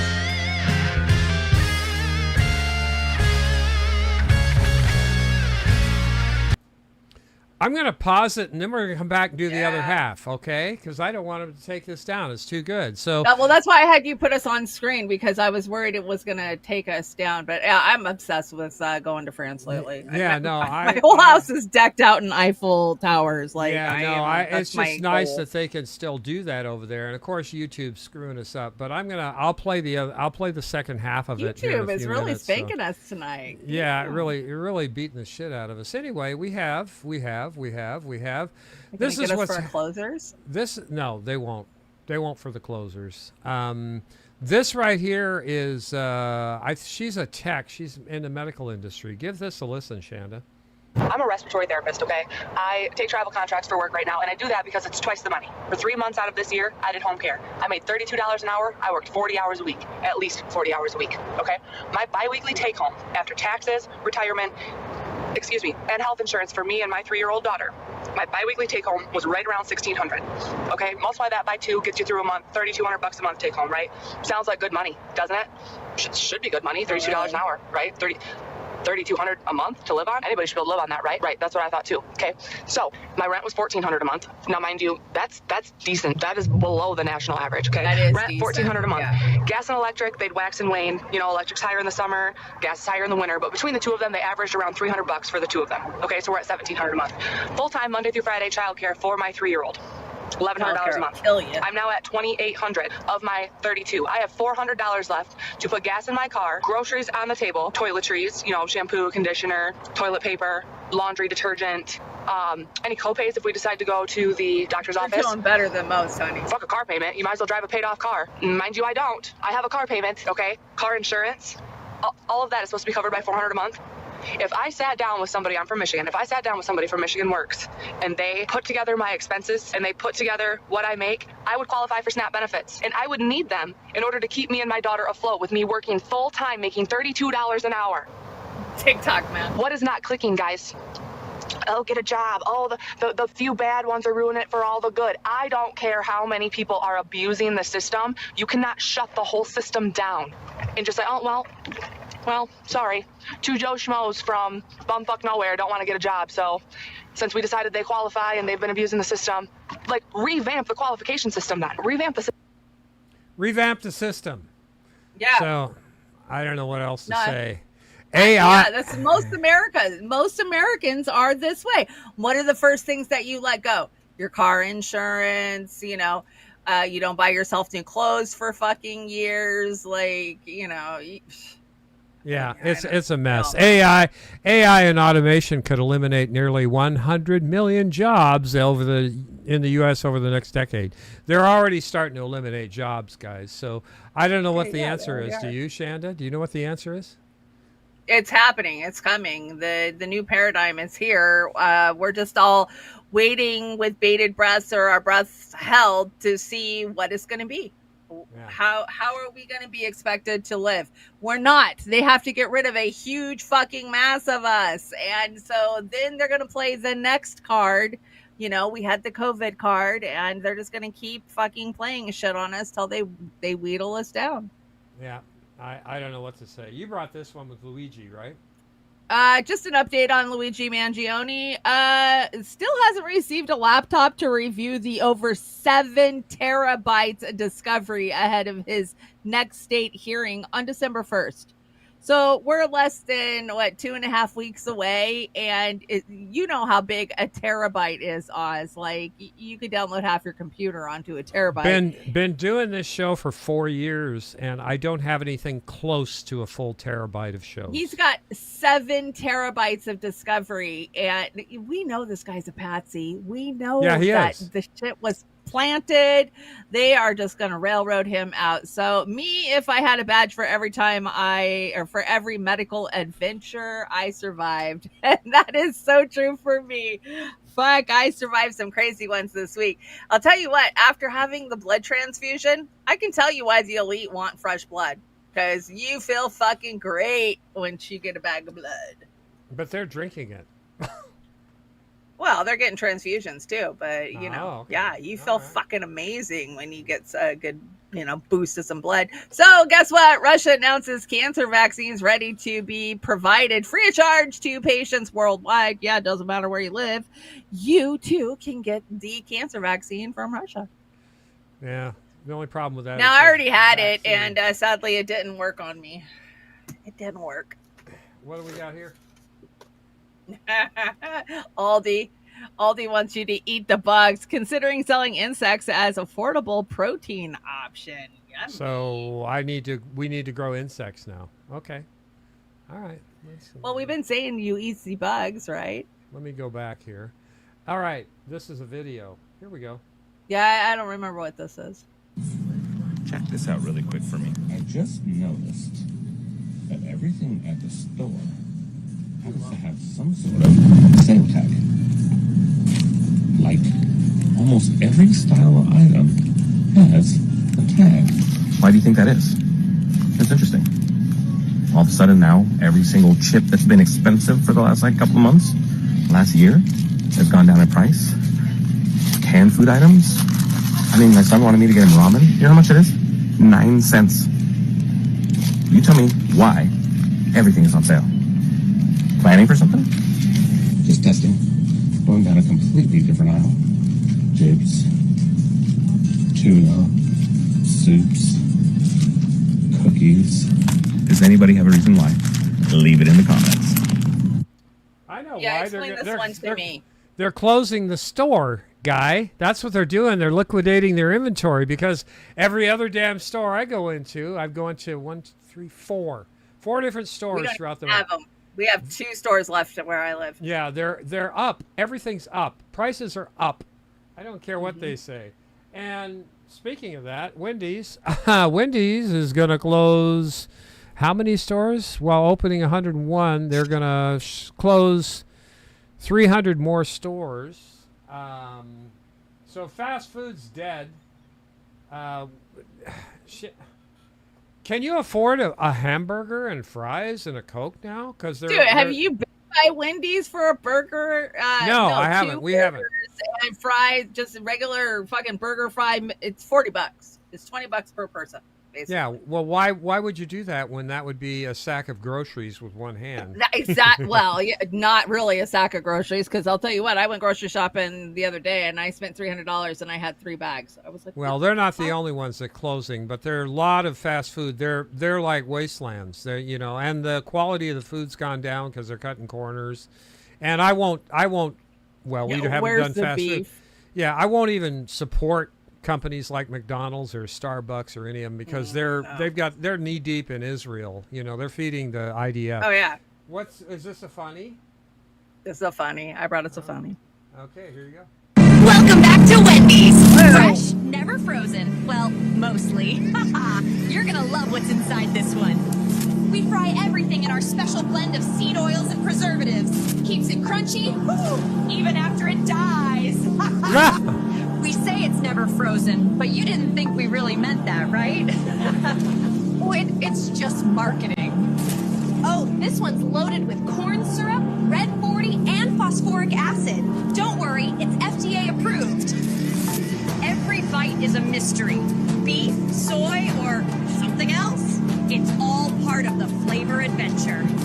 Just look at our happy customers, full of joy, flavor, and a little bit of seed oil in every cell. Where's the beef?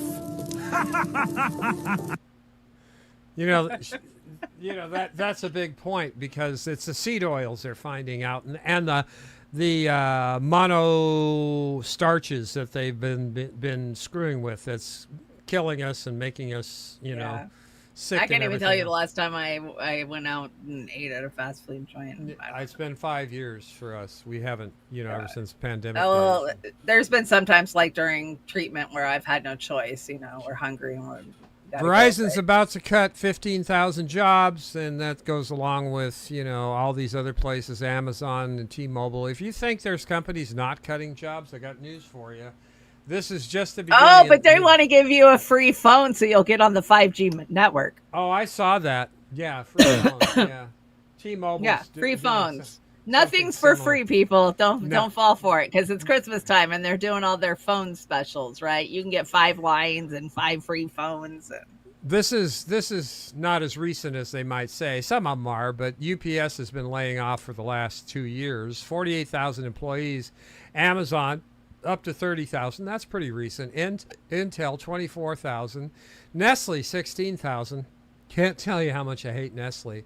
AccuCenter 11,000. Ford 11,000.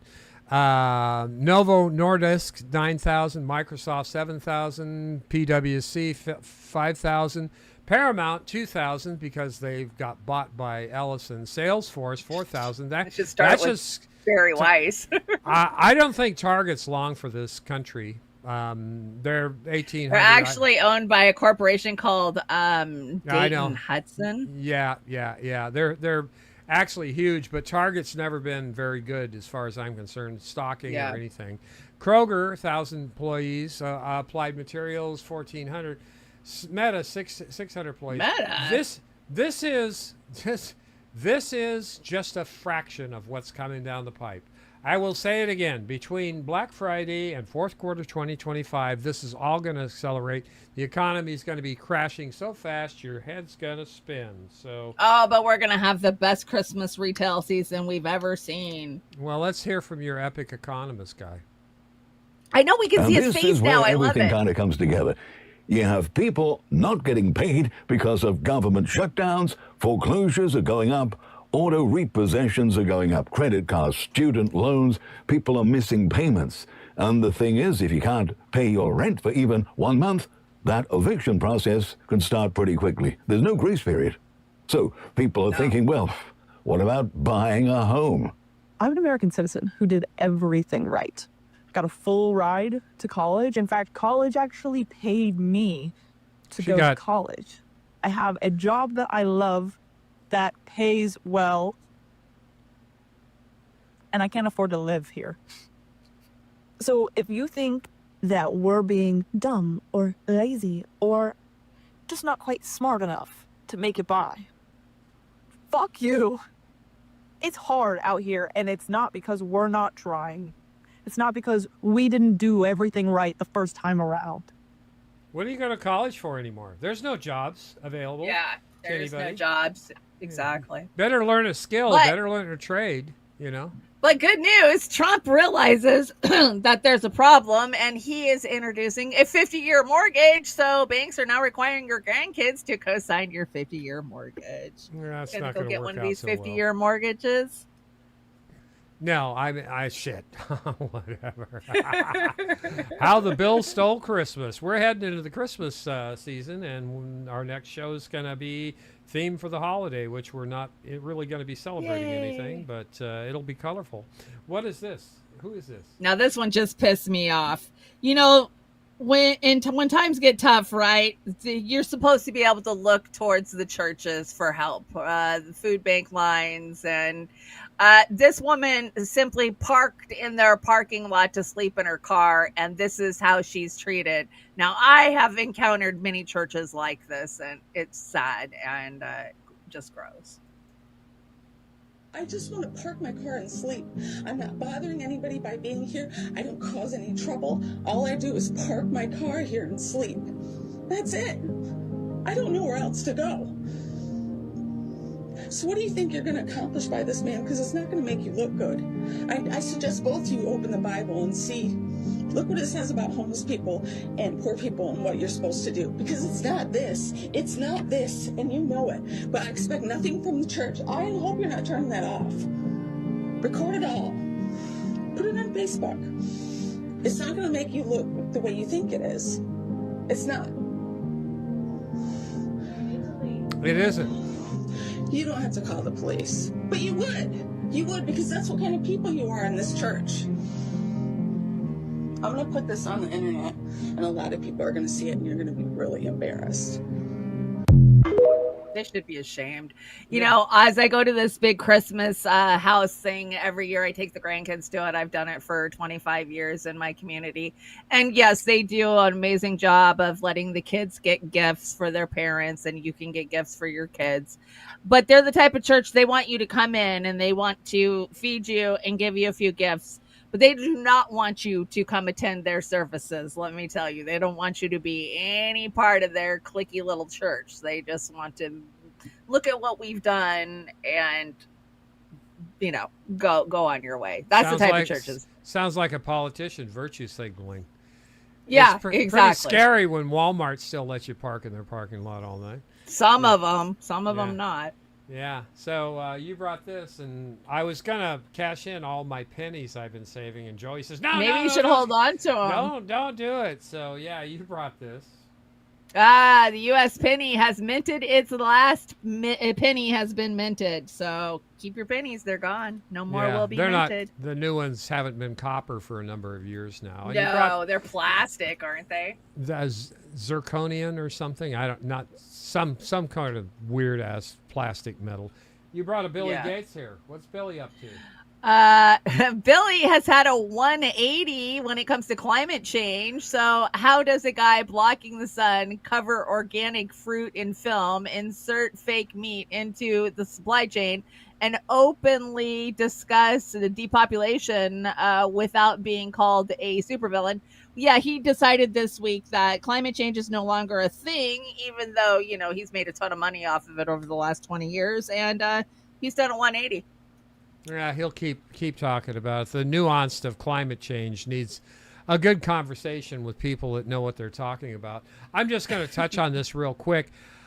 I got really sick like 3 weeks ago, right after we did our last show, and I've been down fighting it. But I remember the day or two before I got sick, this is what it looked like over my house.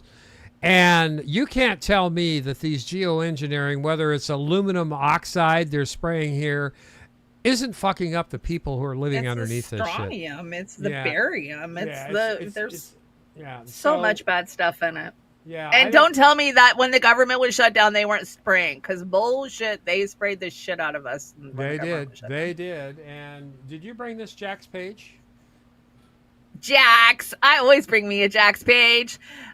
Make America healthy again. Hashtag MAGA. Trump officially set to approve forever chemicals as pesticide ingredients. So critics say that the fifth PFAS Trump's EPA has proposed for approving this year would put food and water supplies at risk. Shocked again. They keep shocking me. Shocked. You know, Shanda, I talked about it last show, I think, of how innovative China was, and that they built a bridge in record time that we couldn't build a bridge, you know, these days. They're great at infrastructure, right? Yeah. I have to mea culpa. One of the times I'll say I got a mea culpa because I woke up, I think it was Tuesday morning, and this is that beautiful bridge that they built. And if anybody didn't catch it. Hi, everyone. On November 11th, 2025, local time in Western China, there was a spectacular collapse of a highway bridge that took out an abutment and several approach spans to this recently completed bridge. This is one of the major roadways leading to Tibet, and I'm just going to play this footage here. It's quite stunning. Now, apparently they anticipated that there may be a problem with the rock slope at this abutment. So the road was reported to be closed to traffic and construction personnel. And apparently they closed this bridge a day before this failure.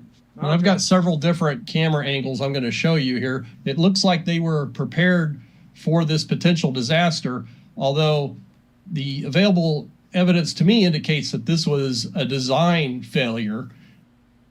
Yeah, well, at least their engineers caught it in time. Jeez. Well, yeah, but I hope it wasn't the same engineers that put it up in the first place. At least nobody died. But can you imagine the amount of money you're talking about there to do something like that, and time and labor? I watch a lot of history, and China is great for infrastructure, but they do it fast and they do it cheap and they take shortcuts. So I'm Made in China has new meaning after this one. So sorry, guys. Joey, sorry, guys. We're sorry. I bet the nukes that they make still blow up though. Yeah, probably. Is this Brady? Is this Brady? Why would you bring Tom Brady? Because I'm not for this, and I just like the stuffed animals when your pet passes away. I'm not for that. That doesn't make me feel good. Don't stuff your pets, man. That's creepy. Well, not your pets. They make a stuffed animal likeness of your pets, and then they send it to you. But Tom Brady took it to a new level. That's okay. Tom Brady took it to a new level. Tom Brady cloned his dog. Yes, you heard that right. It turns out Tom Brady's dog Judy is actually a clone of his late dog Lua, who passed away in 2023. Brady adopted Lua back in 2014 with his ex-wife Giselle. And so if you're thinking, wait, how is that even possible? Here's the deal. Brady teamed up with a biotech company who took a small blood sample from Lua before she passed. Then using cloning technology, they brought Junie into the world. But Brady isn't the only celebrity turning to science for a second chance with a former pet. It turns out Paris Hilton has done it too. Oh, come on. This was a movie. What, Demolition Man or Minority? What movie was this? With Arnie, and he went in and they remade it recently. This was a movie. I'm telling you. What? Come on, Mastermind. You know what I'm talking about. What movie was this? It was a movie. It's been the premise of a couple of movies, but they've been cloning people all along. Come on, you really think Dolly was the first thing that got cloned? No, that was the first thing they told us about. I know, but I'm just not for it. The spirit, you just can't. The Sixth Day, is that what it was called? Commander Cobra? Yeah. It was, Did it have Arnie in it? For some reason, I thought Arnold was in it. I'm not sure. It was a great flick. I own it. Okay, I believe you. Pet Cemetery. I like that, Jilly. No, it wasn't Pet Cemetery, but that was a good movie. Good job, Jilly. Anyway, too bad it was a shit writer. Shanda, I think we're going to have to take this down. Hollywood, go fuck yourself, because they have fucked themselves. They're done.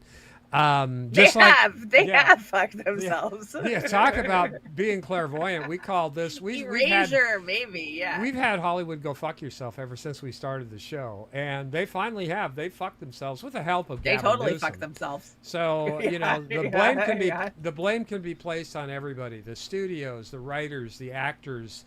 Gavin Newsom. They have totally destroyed Hollywood. It is just a their wokeness. Their fucking it was their wokeness that fucking finished it off. Their identity politics being snuck into everything. Doing strikes, trying to pressure certain ways, and I'm all for strikes, but be smart about it, and they weren't. Anyway, this is our segment, Hollywood, go fuck yourself, and here you go. There's a movie, the Real or something, with the Kardashians now. I hear it's the worst thing they've ever made on TV. So oh god, and it's got a bunch of really good actors in it. Glenn Close is in it. I would. Yeah, they shouldn't have done it. So anyway, go ahead. Well, anything that's got Kim Kardashian in it. Come on, the best thing she ever did was her sex tape. British man creates an app that filters out all Kardashian news. I'm here for that, man. I hate that family. I've never watched one episode of Keeping Up with the Kardashians in my entire life. Raising teenagers, I still managed to never watch one single fucking episode, but I still know everything about this family. And I know I'm not alone. It's shoved down our fucking throats. They're not movie stars, everybody. Whether you think that you heard they were, they're not. They are just created from, I would say, petri dishes. But there is a glass half full here.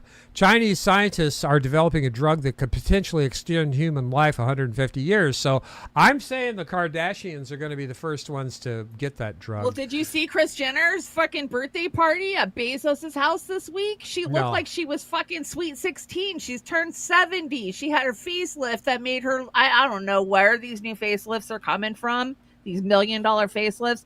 they go from looking like the Crypt Keeper to looking like they're Sweet 16. It's mind-boggling. Yeah, you brought this one of our most favorite actresses. Fucking Amy Schumer decided that she got on the GLP-1, the shot, and she got all hot and sexy, so she dumped her husband and deleted all the pictures of her when she was fat and ugly. And there she is. Hollywood. Are you guys taking the GLP-1s? Is anybody out there? Are you guys on the Ozempic? I have a whole entire I have Ozempic in my fridge. I have a whole supply of it. And I think about it because, as you guys can see, cancer and all of the meds has put a lot of weight on me. I think about it all the time, that's not really weight, though. That's not weight. That's bloating. No, a lot of this is water. Bloating and puffiness and whatever. But still, I know. But still, I still think about it I could lose some weight. But no, that's evil. You don't pump. Evil. Yeah, don't pump more drugs into you. Movie. No, that is terrible. Did you watch The Substance with Demi Moore? No. Oh my God, watch it. Watch it. That movie was insane. Exactly. That's the way I look at it. I'm having a hard time watching anything that depresses me, and everything that's coming out in entertainment these days, whether it's NCIS or action, murder, whatever. Demi Moore got robbed. She should have got an Emmy for that movie. I'm tired of things that bring me down. So that's another thing why. That's called cake, Shanda. I love cake. You got me. I'm not going to miss Paramount. I'm not going to miss CBS. I'm not going to miss CNN. I'm not going to miss any of these. I watch companies. Mysteries at the Museum 24/7. I'm going to be watching. I love history. I'm going to be watching old stuff that's free on Tubi. Anyway, Billy Bob actually gets it right. Mr. T-Mobile. And I hear that other Hollywood celebrities are finally getting their head out of their ass, and they're sounding more and more like Billy Bob Thornton. Unless you have really studied stuff and really know about a subject fully, who the hell would want to listen to an actor or a musician talk about politics? Nobody. You know what I mean? It's are we supposed to follow this? I mean, if we are, what if they lead you down the wrong road? During the interview, Thornton also called himself a radical moderate, saying what he thinks the speaking Dreams of is a those common sense party. God, Billy I've always Bob. liked me some Billy Bob. Billy Bob's looked 70 for the past 20 years to me. Nah, he has. He reminds me very much of one of my exes. Do you know he was best friends with John Ritter? Oh, really? Really? And he was Well, think about it. John Ritter was in Sling Blade. So, Billy Bob is probably good friends with his son Jason Ritter, then. Who's a pretty decent actor. So you brought the Grinch. Is that the little girl that was in the Grinch, right? Well, that is the little girl that was in the Grinch. She is a metal singer now, and she actually performed this week at the Rock and Roll Induction Hall of Fame when Soundgarden and Alice in Chains got inducted, and she covered their songs. But it was the first time that her and Jim Carrey had seen each other, and they were on the red carpet together. Right on. She played Cindy Lou Who. Cindy Lou Who. That's you always do a great Grinch. I love your Grinch. Your Grinch impersonation's amazing. Oh yeah. I like doing that. I hope I can do. I hope I get in the spirit to do something this year, because again, we don't have a lot to celebrate, but I did. Oz does the best Grinch. I'm telling you guys, his Max makes me crack up every time. I did put up lights, and they do look pretty. And all of a sudden, I put up lights last week, and this week everybody's got lights up tonight. So I guess I led the way. Oz gave me a demon cat this year, and I'm not going to be allowed to have decorations. Dory the demon cat. Anyway, Stoner Corner, we're just about out of here. 420 special, let us pack your bowl, and marijuana can kill people. Ways it can. You eat a handful of marijuana and choke to death on it. A heavy crate of marijuana falls and crushes you. You slip on a baggie of marijuana and break your skull into 1,000 pieces. A serial killer's name is marijuana. Ways it can't. smoking marijuana. And there's a pizza with a oregano grinder there. Real dangers of weed. This is so right on. That looks like an eclair with tomatoes, lettuce, and everything I've else. been stoned enough to eat that. So have I. So have I. Dude, I'm so baked. I know, dude. I feel really fried. So totally fried. Anyway, that's our Stoner Corner for this week. And now we are at Meme Alley. And we've got some pretty good memes.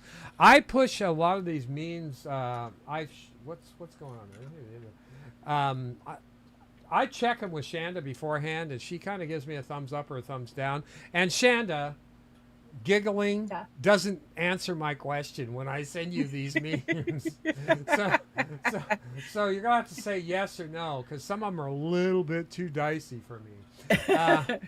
So many apocalyptic stories about man and his dog, but what about hear me out, a woman and her army of possums? That would be I have right? an army. I have a full fucking army now. I have like 6 generations out there. I have big ones, I have medium ones, I have little ones, I have baby ones. They're so cute. I'm gonna go feed them as soon as Joey does not get that. She thinks they're like rats. And she just doesn't. No, they're nothing like a rat. Yeah, you'll have to explain it to her. Start every phone call with "my phone is about to die." That way you can hang up on them whenever you want. That's a good idea. Now here's some cooking.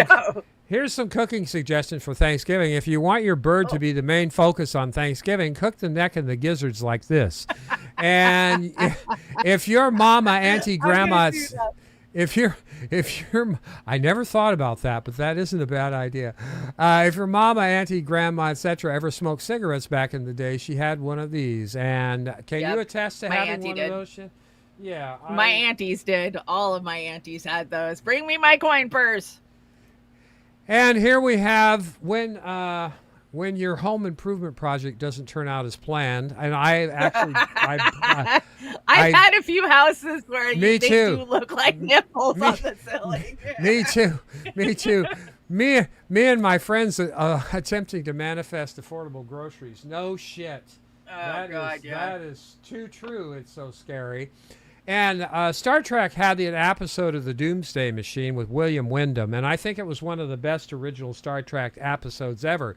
The new photograph reveals the unrecognizable shape of the interstellar object 3I. Is that 3I Atlas? No. No. Okay. God, I hope not. If it is, we're doomed, and I might say we got it. Well, just wait for it. Wait for it, because that thing's supposed to land or to come by. What, December 19th is when it's supposed to be here. The way they've been playing it up in the media, I would not be surprised if our government tries some fucking Project Blue Beam bullshit with it. Blue Beam or send up a one shuttle. of their psychops. Send up a shuttle with nukes on it or something. They're dumb enough to do that.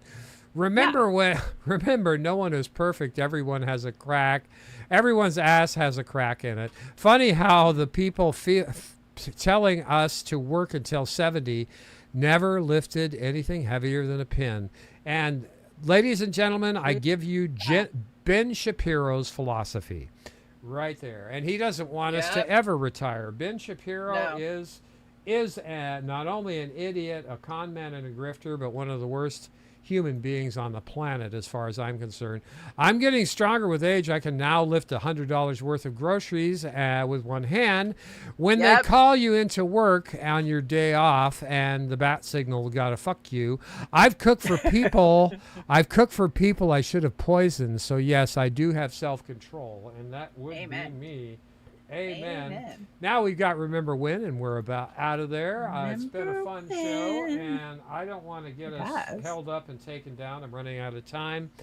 So here we go with this. You put this in here. This kind of grossed me out. What are these? Are these deviled Jello shots? I don't know. You were alive in the 60s for this shit. I wasn't. So pure Jello in your deviled egg holder. Put Jello in your and put it in the fridge. When you set up, put a little whipped cream. Oh, no. I've had that. I have had that, as I remember. It wasn't eggs, though. It was something else. People who cook gravy from scratch think they're better than everybody else. Yes, I am.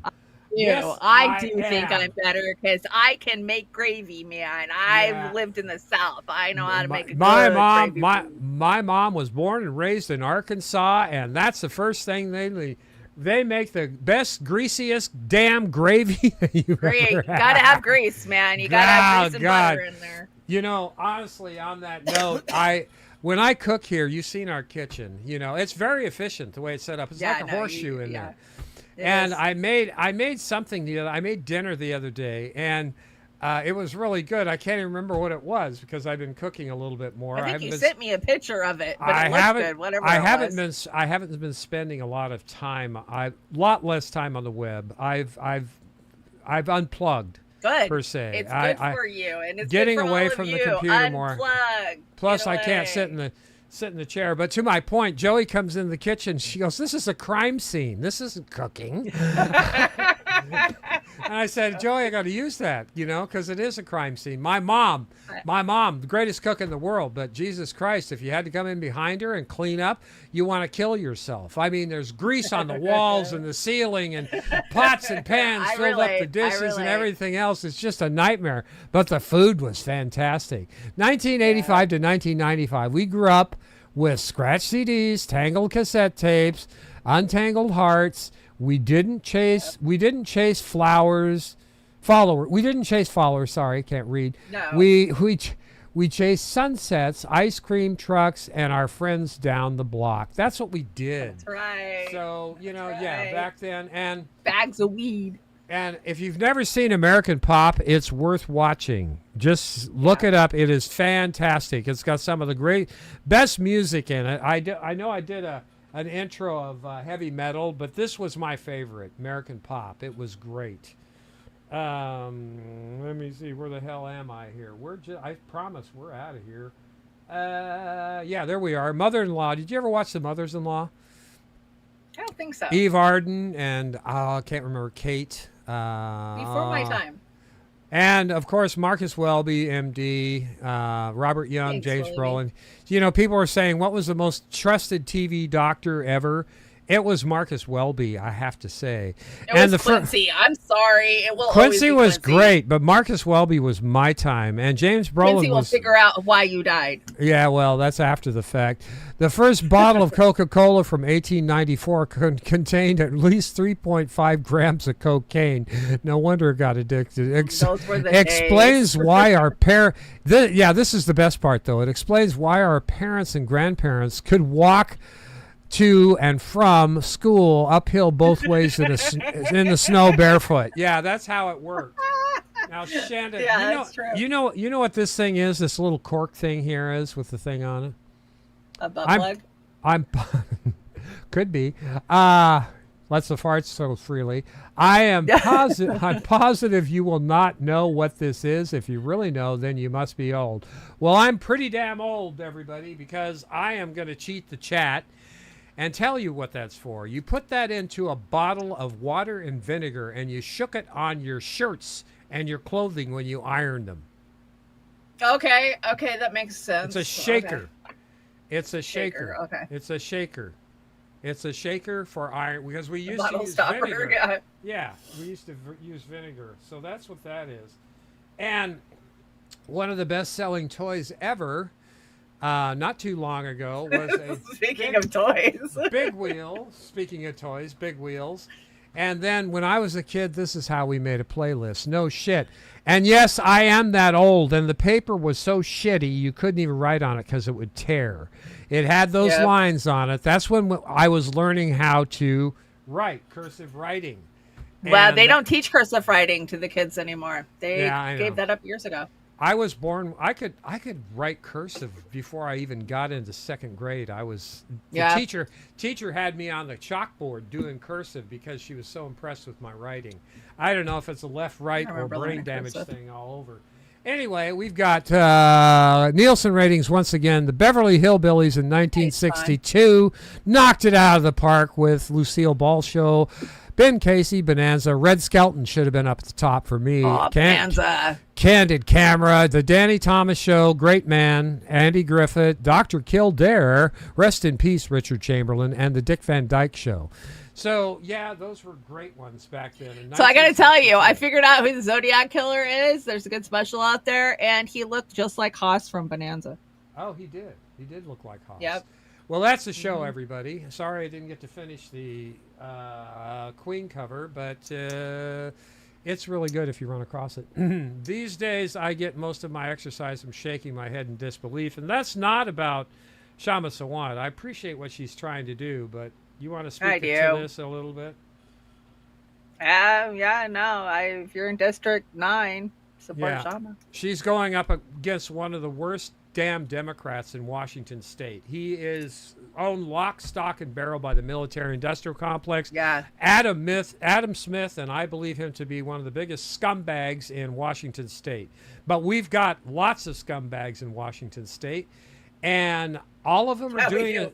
They're just they're not talking about stay out of war or healthcare or anything else. They're virtue signaling and having photo ops with high school kids. So that's and they're selling us off to the military-industrial complex. I mean, the Olympic Peninsula where I live, Derek Kilmer has completely sold us to the Navy. So that's what it is. So anyway, we're about out of here. It's night. Thanks for everybody for sticking around. We have a great outro. We have a great outro tonight. Little Zepparella. It was so fun hanging out with everybody tonight. The whole fams was here. Everybody was here. Yeah, so good to see everybody. It picks up my spirits. It keeps me fighting. And I am going to get Trailer Park Pundit back up and running. I'm fingers crossed. After the start of the new year, we'll hit the ground running and I will be good to go. I just got to get through this last round of chemo. And I'm hitting the alternative medicines really hard right now. So hopefully I can beat this back. I got a lot going on, so I'm trying. And we're going to try and get back in 2 weeks on the 29th.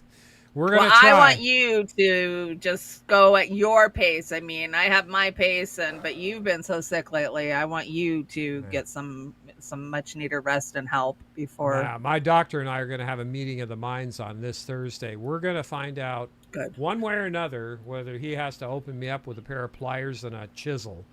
What the hell is going on? Because this quality of life's no good. I don't have any energy anymore, so it's tough kicking these shows. It breaks my heart to see it, to know where we were a couple of years ago to where you are now. It takes us a week to write a show where we could write them in one day. A couple of years ago. I know we used to be able to write a show in a day, right? Yeah. So, but we hope the quality's there. Again, I apologize about the interruption, but YouTube is idiotic with their stuff. They say you can run it, but they don't. Anyway, Shanda requested some Led Zeppelin, and I've got two great covers from Zepparella. And hope you guys enjoy it. The outro is great. Hopefully we'll see you on the 29th. Thank you so for the Rumble rants over there on the Rumble. All of our Rumble viewers. We appreciate and love you guys. A belated thank you to Jody Havel for buying me a coffee last show. I did thank her privately. And when I do miss those, I'm really sorry because, I do appreciate the help financially. And if you can help out Sister Shanda, I know it's a rough time of the year, but anything will help. And Shanda, you're going to be putting up your GoFundMe a lot this week, right?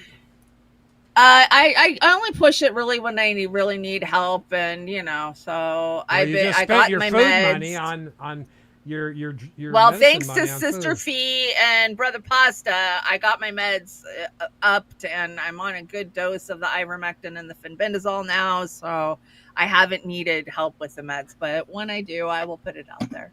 All right, guys, have a great one. Love you guys. Stay safe out there.